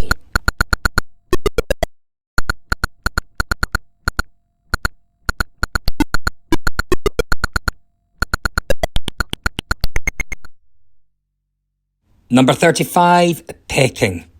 Now, Pecking is a challenging puzzle game developed by David Sanders, which was released in 1991. In this game, well, it was included with Your Sinclair magazine, offering players a unique brain teaser experience. The objective of the game was to clear the board by pairing identical tiles, but the challenge lies in the rules restricting which tiles can be paired. Players can only remove tiles that are not covered by others or are located at the ends of rows. This restriction adds a strategic layer to the gameplay, requiring careful planning and observation. And the game is played against the clock with a 30-minute limit to complete the puzzle. The interface allows players to navigate using a joystick or keyboard, with options to view tiles layer by layer, change perspectives and undo moves. However, using certain aids like show moves or look under incurs a time penalty, adding to the game's difficulty. Pecking's design and mechanics make it a captivating challenge for puzzle enthusiasts. Its strategic depth and time constraints ensure that players remain engaged as they attempt to solve the intricate tile arrangements.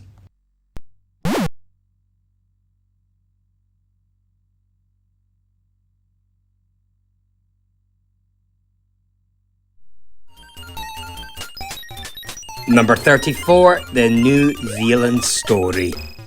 One day, a Kiwi tribe was having fun and games outside the zoo, only to be kidnapped by the evil-minded leopard seal, who plans to sell them at the black market.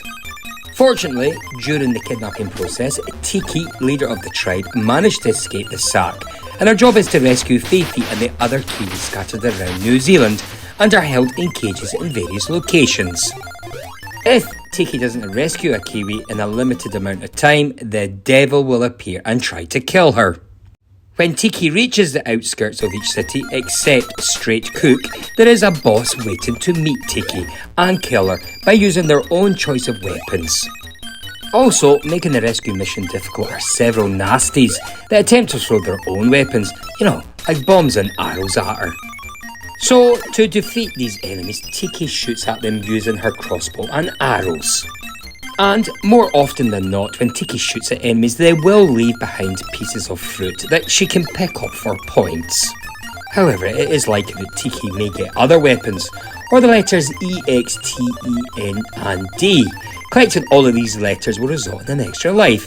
And as for the weapons, they include laser shots, bombs and fireballs. In some levels, a few areas are located further up than just left or right, and the only way that Tiki could go up is by snatching something off the enemy that gives her the ability to fly up. Other areas are underwater, and when Tiki goes underwater, her oxygen meter decreases, so she has to rise up to the surface again to restore her oxygen levels. Apart from her own weapons, Tiki is able to squirt water at enemies if she gets to the top of the water. Let's have a look at the game, shall we?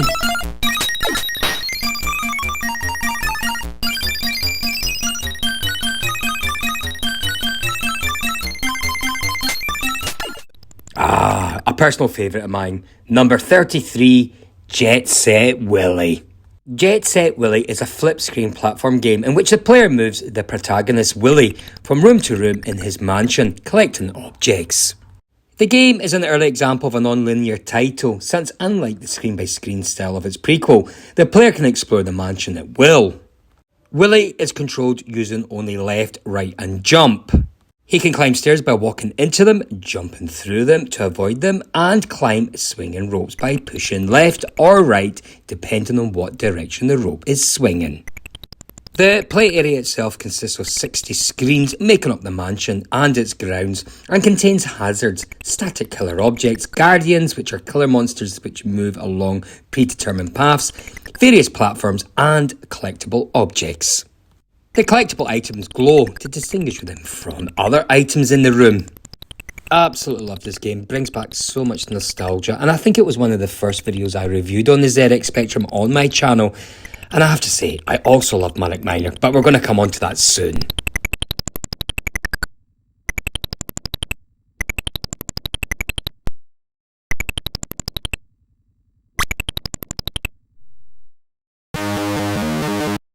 Number 32, Rebel Star. The objective for the Raiders in Rebel Star is to destroy Isaac, the computer responsible for breaking the Raiders' secret codes. The game can be won either by destroying Isaac's central core or by eliminating all enemy forces in the base.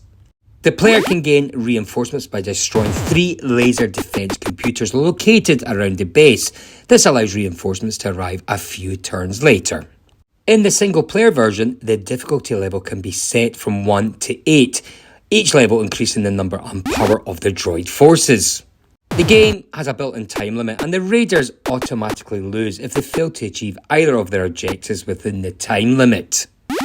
So, that was Rebel Star at number 32.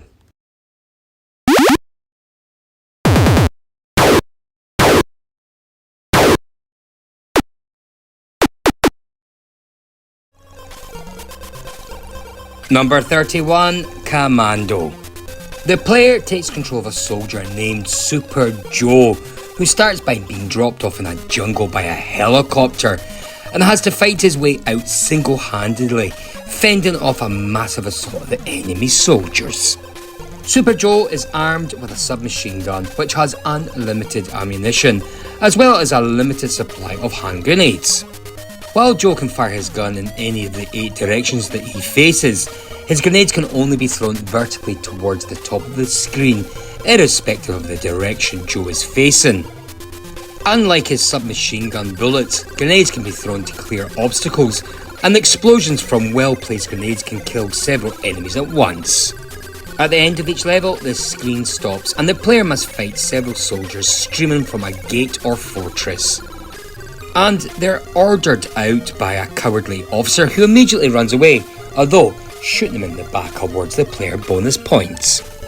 And finally, along the way, one can attempt to free prisoners of war as they are transported across the screen by the enemy.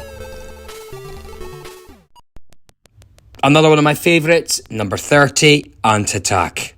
Ant Attack is a ZX Spectrum computer game by the Scottish fella known as Sandy White.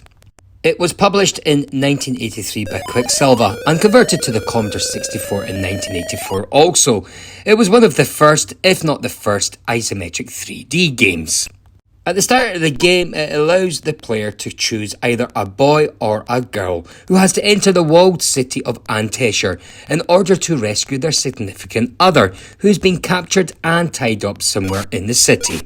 The city is inhabited by giant ants, which chase and attempt to bite the player. But, thankfully, the player can defend themselves by throwing grenades at the ants. Scary big bastards. And once the hostage is rescued, the two must escape the city, and after this, the whole thing starts again, with the hostage located in a different part of the city, with each location being progressively more difficult to reach than the previous. Gosh, I got so much nostalgia playing this game. I think I first played it when I was about 13. In fact, I played it in my mate's house, a guy called Andrew Ingalls. And I lived in Ellon in Scotland at the time, and we played this game in his house. And by gosh, I absolutely loved the 3D effect and those big scary ants. Great fun, so much nostalgia, great game. And if interested, well, check out my video that I done on Ant-Attack. Please check that out.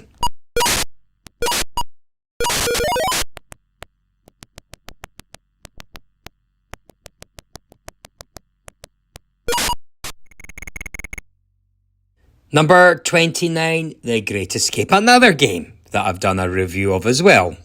The Great Escape is a video game which shares a title and similar plot to the movie, The Great Escape. And the game, well, it was programmed by those guys at Denton Designs, who went on to produce the similarly acclaimed Where Time Stood Still, and it was published by Ocean in 1986 for the ZX Spectrum, Commodore 64, Amstrad CPC and DOS. The gaming environment is displayed in isometric 2.5D, with the player's character initially in bed at the beginning of the day in the camp. The prisoner has a daily routine along with the other prisoners, which includes roll call, exercising, mealtimes and, of course, bedtime. The other prisoners will follow this routine, and if the player does not control the main character for a short period of time, then their character will join in their routine too. Now obviously the point of the game is to escape, but you got to be careful because there are soldiers guarding the camp and they will attack the player if he is seen out of the routine. This is another game I really enjoyed playing. Absolutely fun to play.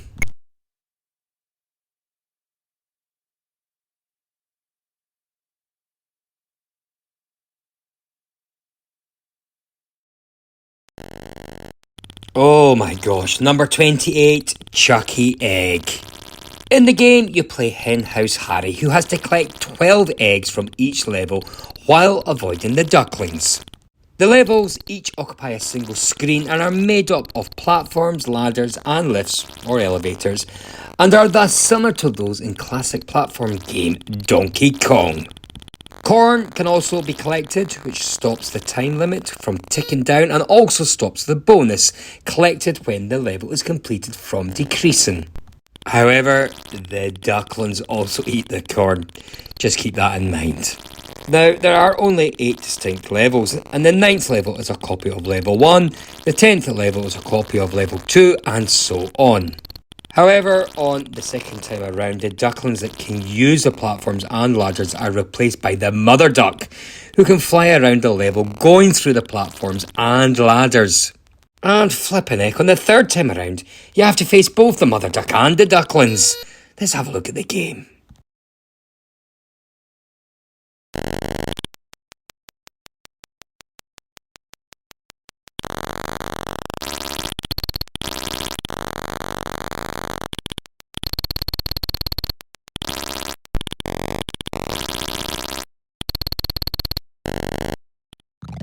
Number 27, Starquake. Now, Starquake is an arcade adventure, platform and maze game written by Stephen Crow and published by Bubble Bus Software in 1985. The player controls Blob, also known as biologically operated being, whose mission is to penetrate the unstable core of a rogue planet which has appeared from a black hole. If the core is not repaired within the set time limit, it will implode, causing a chain reaction which will destroy the entire universe.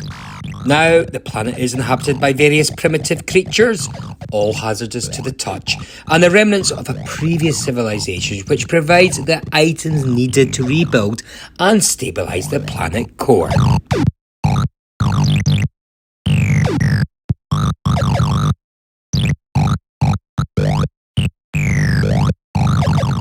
Alright, another classic game, number 26, Operation Wolf.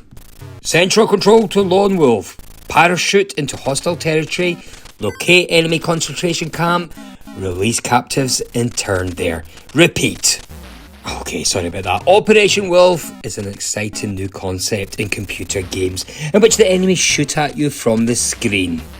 Gun in hand, you must traverse hostile terrain, seeking your fellow countrymen being held prisoner in a concentration camp. Make your way through jungle filled with hostile soldiers, destroy enemy installations, and free all townships you encounter with no food, no water, no chopper cover, not nearly enough ammo, and no idea if you're going to make it back. This is a game for volunteers only. Alright, sure, a little bit melodramatic, but you know, I love this game, and what I loved about this game is it reminded me so much of one of my favourite films. You know, Rambo Part 2. You know when he goes into Vietnam and saves all these hostages in the camp? Well, if you like that, you're gonna love this game.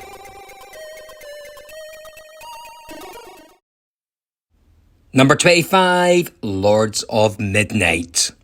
The Lords of Midnight brings to life this epic land as Doomdark's forces aim to wrest control of its 4,000 screens.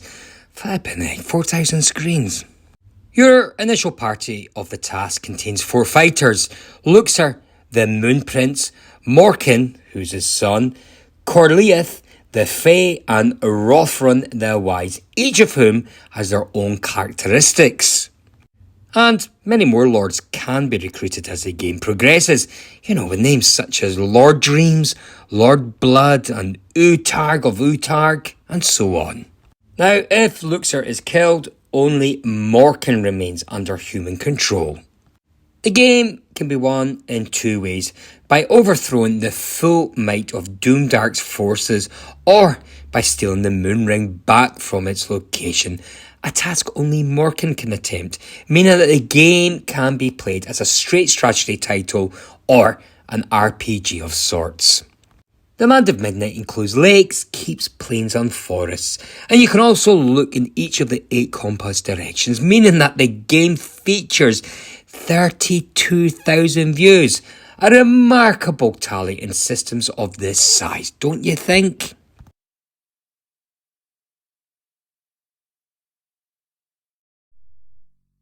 Number 24, Space Crusade. Space Crusade is a science fiction strategy game converted from the Games Workshop Milton Bradley board game, in which you control a commander and 4 marines who are sent on different missions aboard hostile alien starships. Your commander starts off as a sergeant, but he can work his way through the ranks. The game allows 3 players, each commanding 1 marine chapter each. The alien team is played by the computer. The game is a literal conversion of the board game in the same vein as Gremlin's earlier Hero Quest. It can be best described as a turn-based board game in which the player must fulfill the primary and secondary objectives to complete the mission, which usually involves the elimination of entire alien force on board or destruction of mothership, and so on. The game does feature unique 3D close-ups during the battle scenes, a feature which was later adopted by games like the XCOM series. You remember those, the XCOM series? I loved those.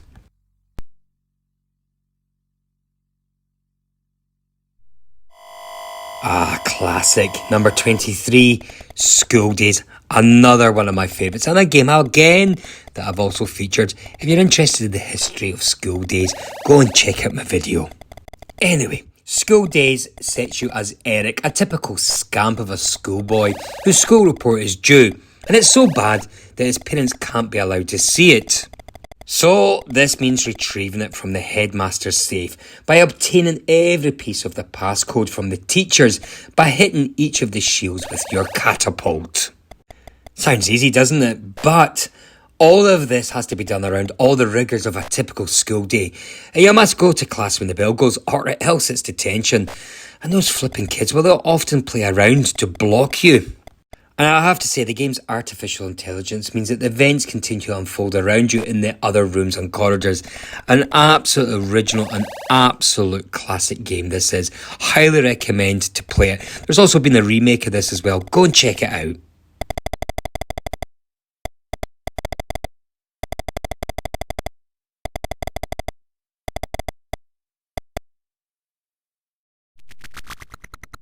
Right, number 22 is Nightlore. Our hero must reach Melkor, a somewhat eccentric wizard who is the only one who can save him. Now, as with most ultimate titles of the day, reaching him is a long and treacherous challenge involving both puzzle solving and action, meaning that each screen requires thorough planning and precise navigation. The game uses the isometric viewpoint in a manner similar to the later Head Over Heels, using monochrome but detailed graphics and techniques to avoid flickering sprites.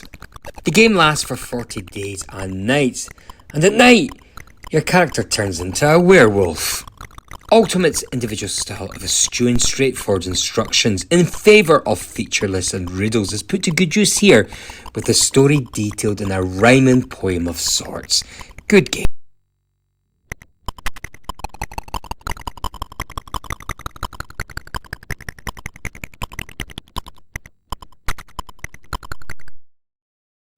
Number 21, Lords of Chaos. So, this is a turn-based strategy game based on Julian Gallup's earlier games, Chaos and Laser Squad. The setting is pure fantasy. The old world is wrecked by magical discharges, and the wizards who attempted to keep it balanced ultimately gave up and used their skill to create a new world. These Lords of Chaos, up to 4, played either by human or computer, may now battle for control of this world. The idea of the game is to escape the level within a certain number of moves, preferably carrying a lot of treasure and after killing the evil wizard that's in the game. And along the way, you can use wizardy weapons and spells to conjure up mystical creatures like dragons and unicorns, but unfortunately, so can the evil wizard. Worlds include marshlands, castles and forests. It's an okay game.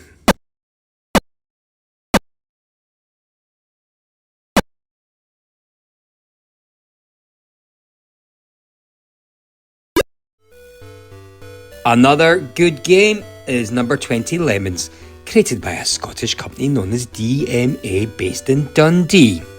And of course they went on to do some unknown game called GTA Grand Theft Auto. Never heard of it. Anyway, Lemons, it's an intriguing game in which you help hordes of mindless but delightful creatures known as lemons to escape hostile environments in over 100 play levels.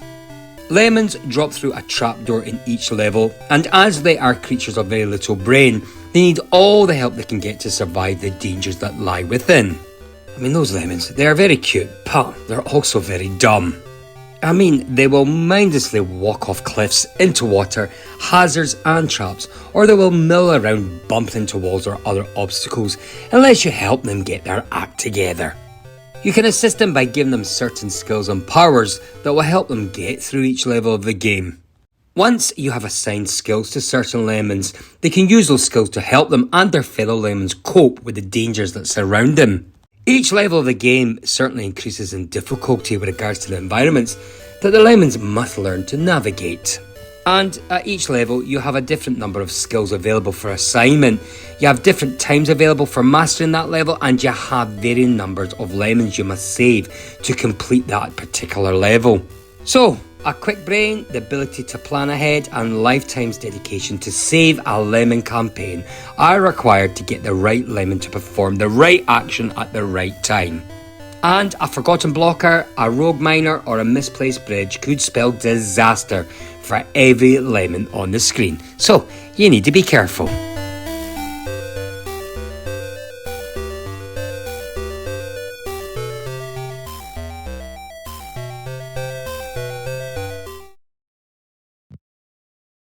Number 19, Quasatron.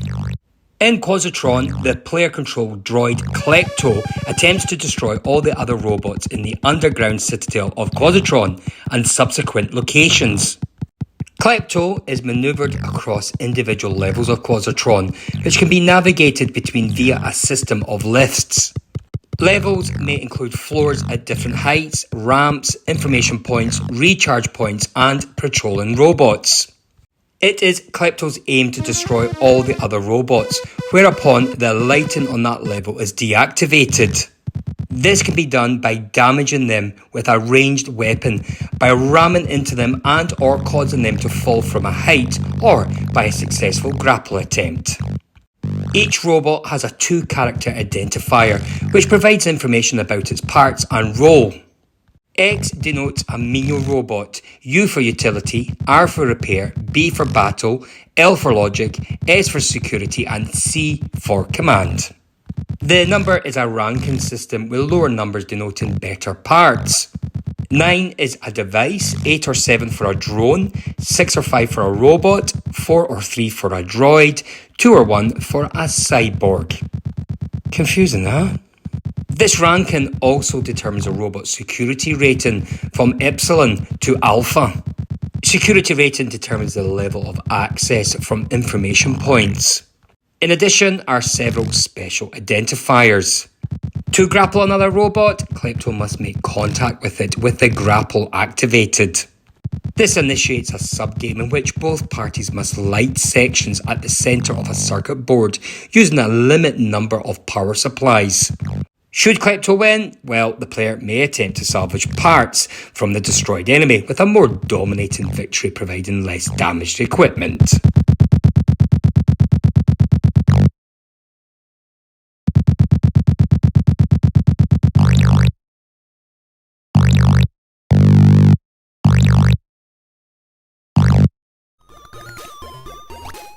Number 18, Spellbound Dizzy.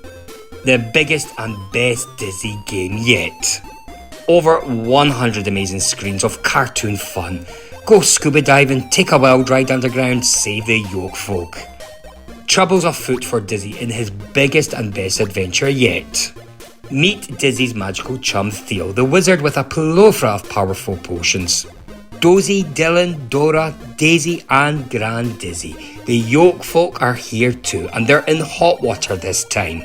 So, help Dizzy save their shells before they end up hard boiled. Anyway, Dizzy's been visiting his local friendly wizard Theo.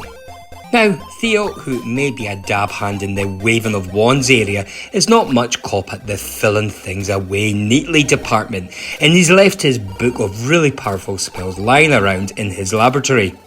And what's more, the book's been left open at the page headed a really powerful spell that shouldn't be read out loud.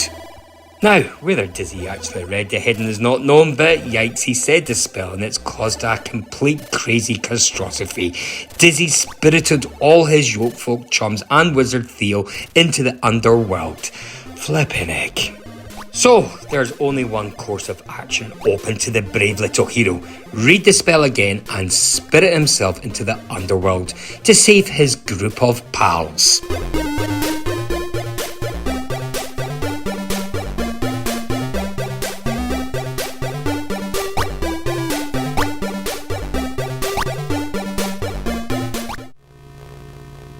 Number 17, Lotus Espray Turbo Challenge.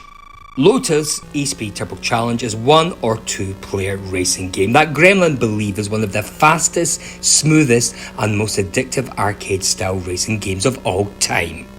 Not too sure about that, but anyway, the ultimate aim of the game is to qualify for the Lotus license, which will only be issued to the elite band of individuals that complete all 32 tracks and finish top of the racers table at the end of all that motoring. And details of how to get your Lotus license once you've achieved this mammoth task are given later in the manual.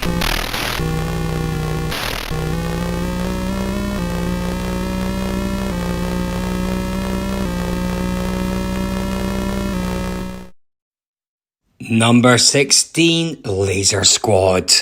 So, Laser Squad is a turn-based tactics war game where the player completes objectives such as rescue or retrieval operations, or simply eliminating all of the enemy by taking advantage of cover, squad-level military tactics, and careful use of weaponry. The squad's team members are manoeuvred around a map one at a time, taking actions such as move, turn, shoot, pick up and so on that use up the unit's action points. More heavily laden units may tire more easily and may have to rest to avoid running out of action points more quickly in subsequent turns. Morale also plays a factor. A unit witnessing the deaths of his teammates can panic and run out of the player's control.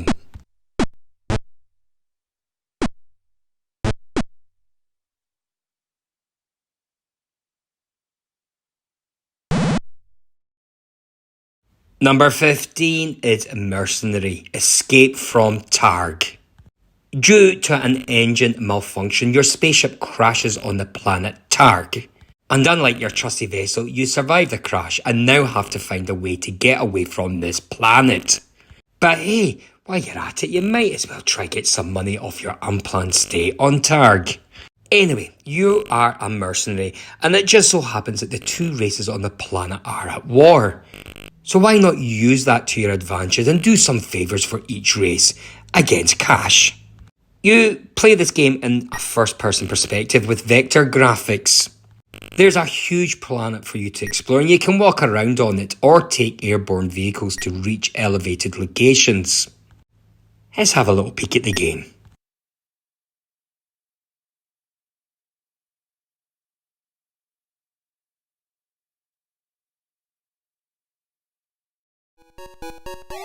Number 14, Head Over Heels. I have to say I liked this game, and it was from Ocean Software Limited. Head Over Heels is an arcade adventure video game released in 1987 for several 8-bit home computers and subsequently ported to a wide range of formats. Now, visually, Head Over Heels, it does bear a number of similarities to Ultimate Play the game's Night Lore and also Alien 8. It uses an isometric engine that is similar to the filmation technique first developed by Ultimate. Head Over Heels is the second isometric game by John Rittman and Bernie Drummond after their earlier Batman computer game released in 1986. And also, in 1994, there was another isometric video game by Rittman and Drummond called Monster Max, which was released for the Nintendo Game Boy. Just a useless piece of information if you're interested.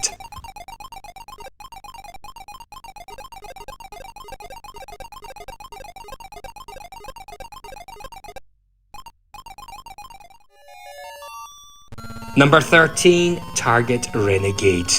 Target Renegade is a scrolling beat-em-up computer game released by Ocean Software on their Imagine label. And this game, well, it's a sequel to Renegade. When acquiring the license to convert the original arcade game Renegade to home computers, Ocean acquired the option to produce and release their own home computer-only sequels to the game, and Target Renegade was the first of these sequels. The game concerns itself with the adventures of a street fighter known as Renegade, who seeks revenge against a local crime kingpin named Mr. Big for murdering his or their brother Matt. In the game, well, it comprises of 5 levels.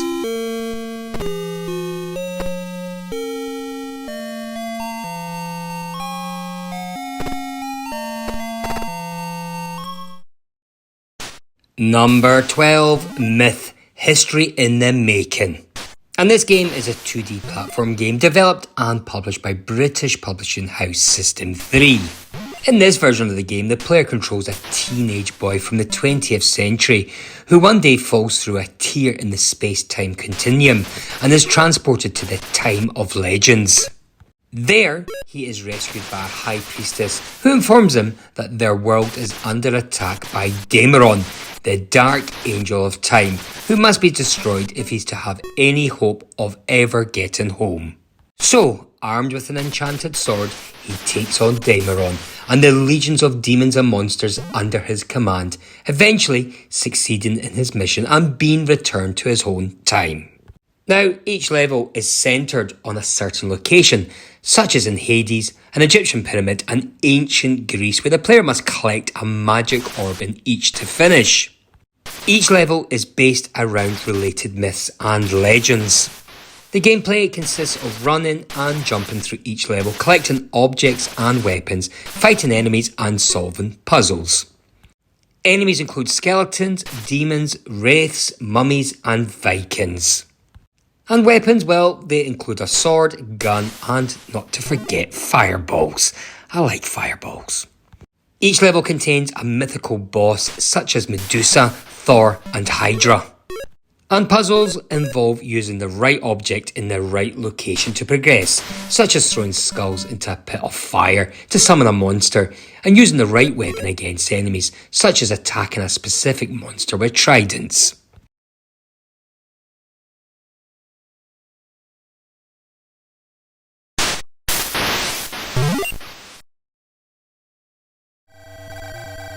Number 11, Midnight Resistance. In this game, the player takes control of a commando who's out to rescue his kidnapped family, including his scientist grandfather who's been forced to create a weapon which will give the antagonist of the game, known as the Commissar, the power to take over the Earth. Let's have a quick look at the game.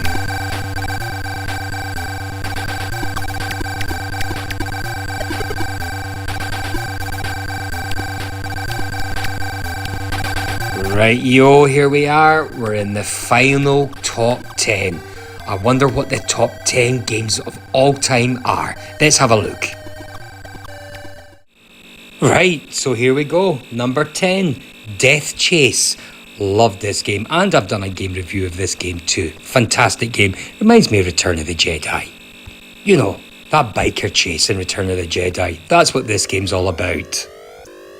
Anyway, the player controls a motorcycle riding mercenary as he pursues two other motorcycles, one blue and one yellow, through a forest. Each enemy motorcycle destroyed is worth $1,000, points, to the player.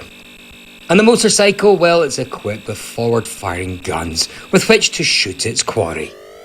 The projectiles can be controlled mid-flight simply by steering the bike.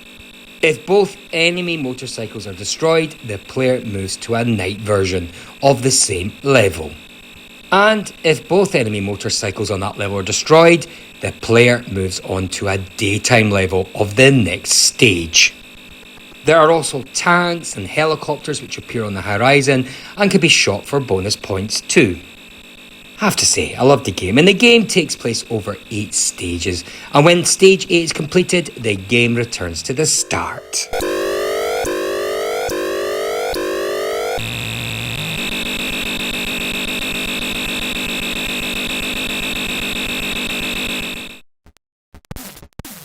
Number 9, RoboCop 2. So, become RoboCop and battle your way through 7 levels of unique action that will test your reflexes, your brain power and your coordination. So, you need to improve your skills in all these fields, and only then will you stand a chance against your greatest enemy, RoboCop 2. I certainly do like this game, but I have to say I'm more of a fan of the first RoboCop game.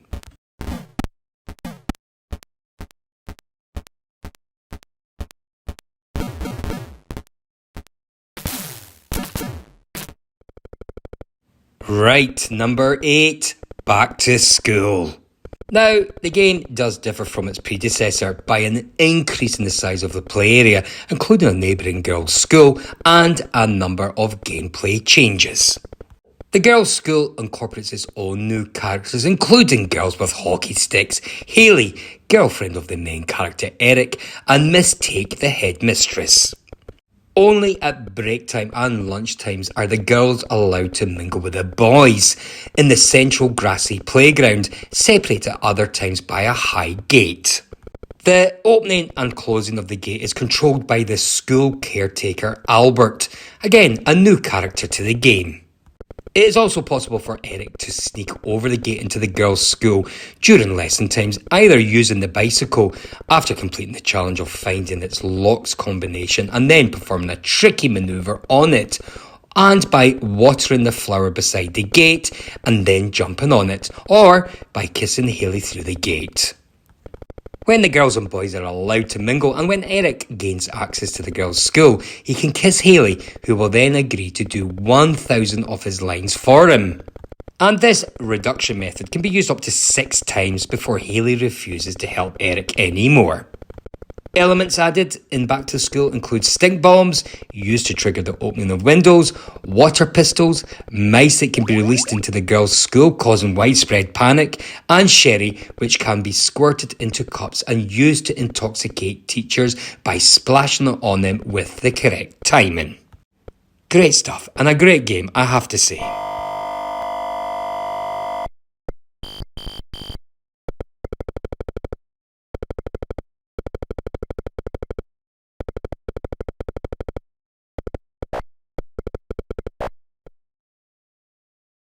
Okay, number 7, Elite, an absolute classic of a game. Elite is a space trading video game written and developed by David Braben and Ian Bell and originally published by Acorn Soft for the BBC Micro and Acorn Electron computers in September 1984. Elite's open-ended game model and revolutionary 3D graphics led it to being ported to virtually every contemporary home computer system and earned it a place as a classic and genre maker in gaming history. The game's title derives from one of the player's goals of raising their combat rating to the exalted heights of Elite. Now, Elite was one of the first home computer games to use wireframe 3D graphics with hidden line removal. It added graphics and Twitch gameplay aspects to the genre established by the 1974 game Star Trader. Another novelty was the inclusion of The Dark Wheel, a novella by Robert Holdstock, which gave players insight into the moral and legal codes to which they might aspire. Elite proved hugely influential, serving as a model for other games, including Wing Commander, Privateer, Grand Theft Auto, EVE Online, Freelancer, the X series, and No Man's Sky.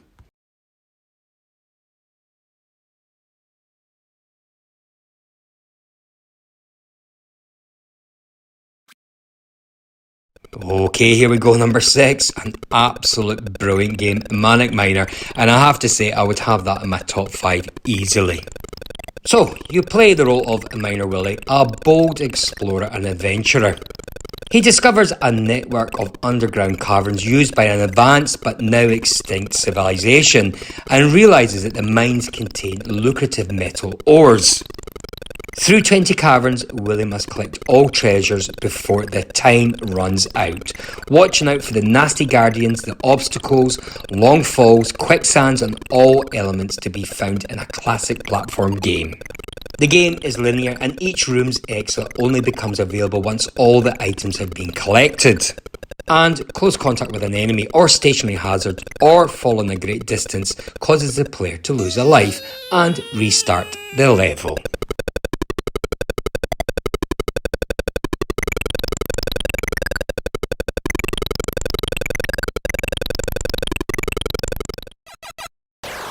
Number 5, Chaos.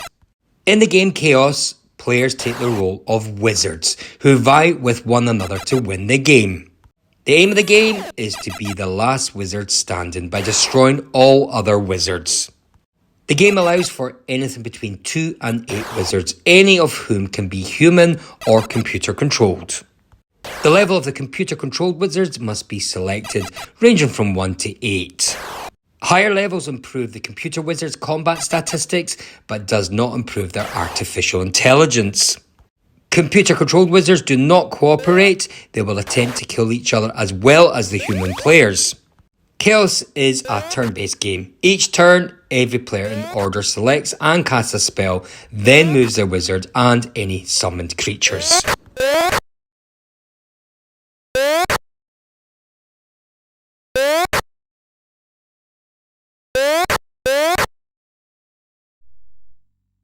Number 4, SimCity. Who would have thought it possible to actually produce such a wonderful game on our Speccy? SimCity is an open-ended city-building computer and console video game series originally designed by developer Will Wright.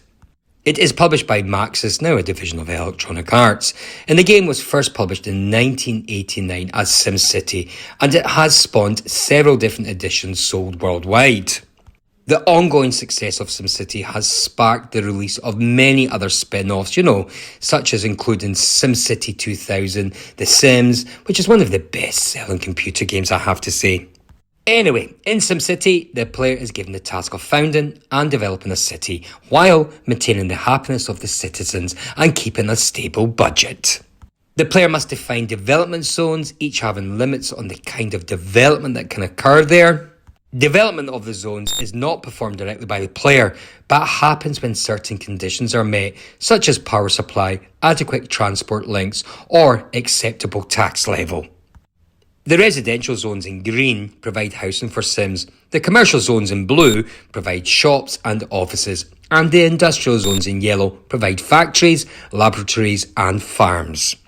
There are 3 different densities in the game: low density for small buildings, medium density for low to mid-size buildings, and high density for anything up to large tower blocks. I have to say, I loved SimCity on the Speccy, although I have to say, later on I was spoilt by the Super Nintendo version. That game was absolutely brilliant. And of course, if you're interested, well, I've also done a game review of SimCity in the Speccy too, so check that out.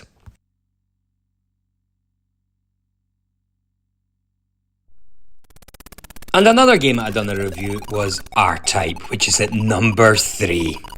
And R-Type is set in the middle of the 22nd century, and the player flies a futuristic fighter craft called the R9A Arrowhead, named for its shape and because it's in the 9th model in the R series of fighter craft.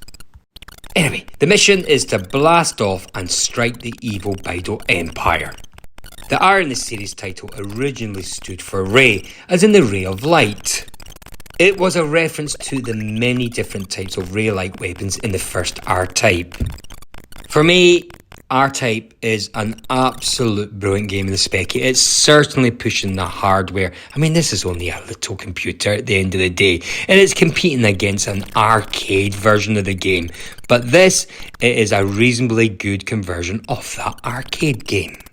Certainly for me, this game deserves to be at number 3.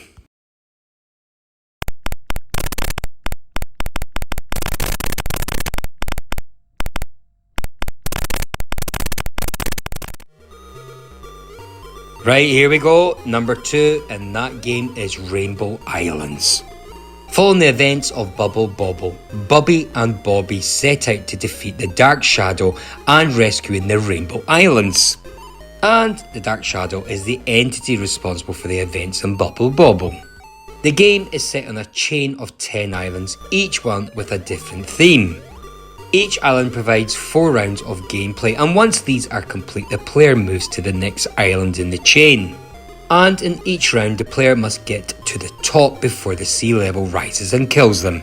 And these islands, well, they certainly get progressively more difficult, with enemies moving much faster on the later ones. And these are depicted on a map screen before the start of each island. Players can release rainbows that act as both weapons against the enemies and as a makeshift platform. By jumping on them, they fall down, beating any enemies below it. Collecting power-ups increases the player's speed, the speed of the rainbows, and how many are spawned.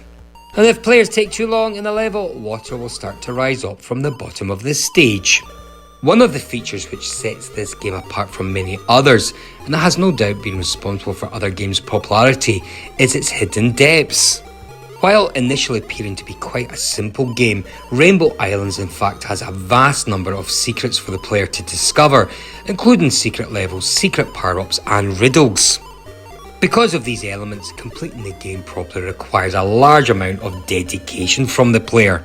And finally, the scoring system also has secrets which allow vastly higher scores to be achieved than normal.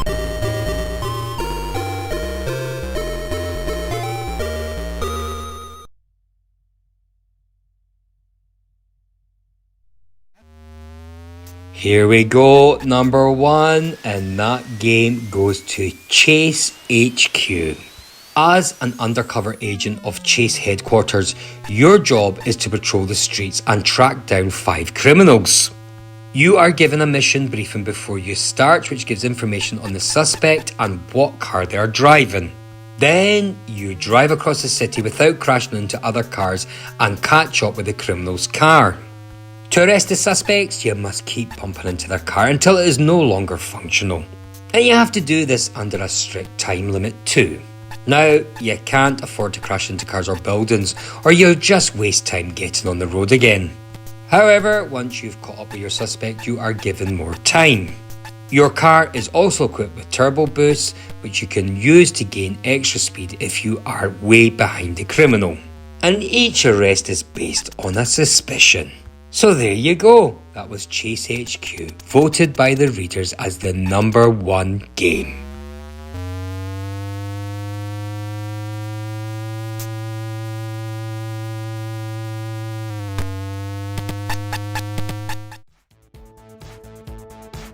So there you go, that was the official game top 100 of all time, according to the Readers' Top 100, which was voted for by Your Sinclair readers.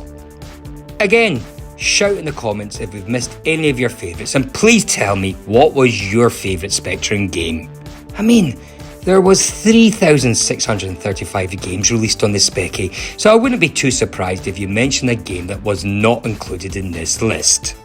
Although, I would be surprised if you mentioned Knight Rider, Dukes of Hazzard and Airwolf, as they're all pish.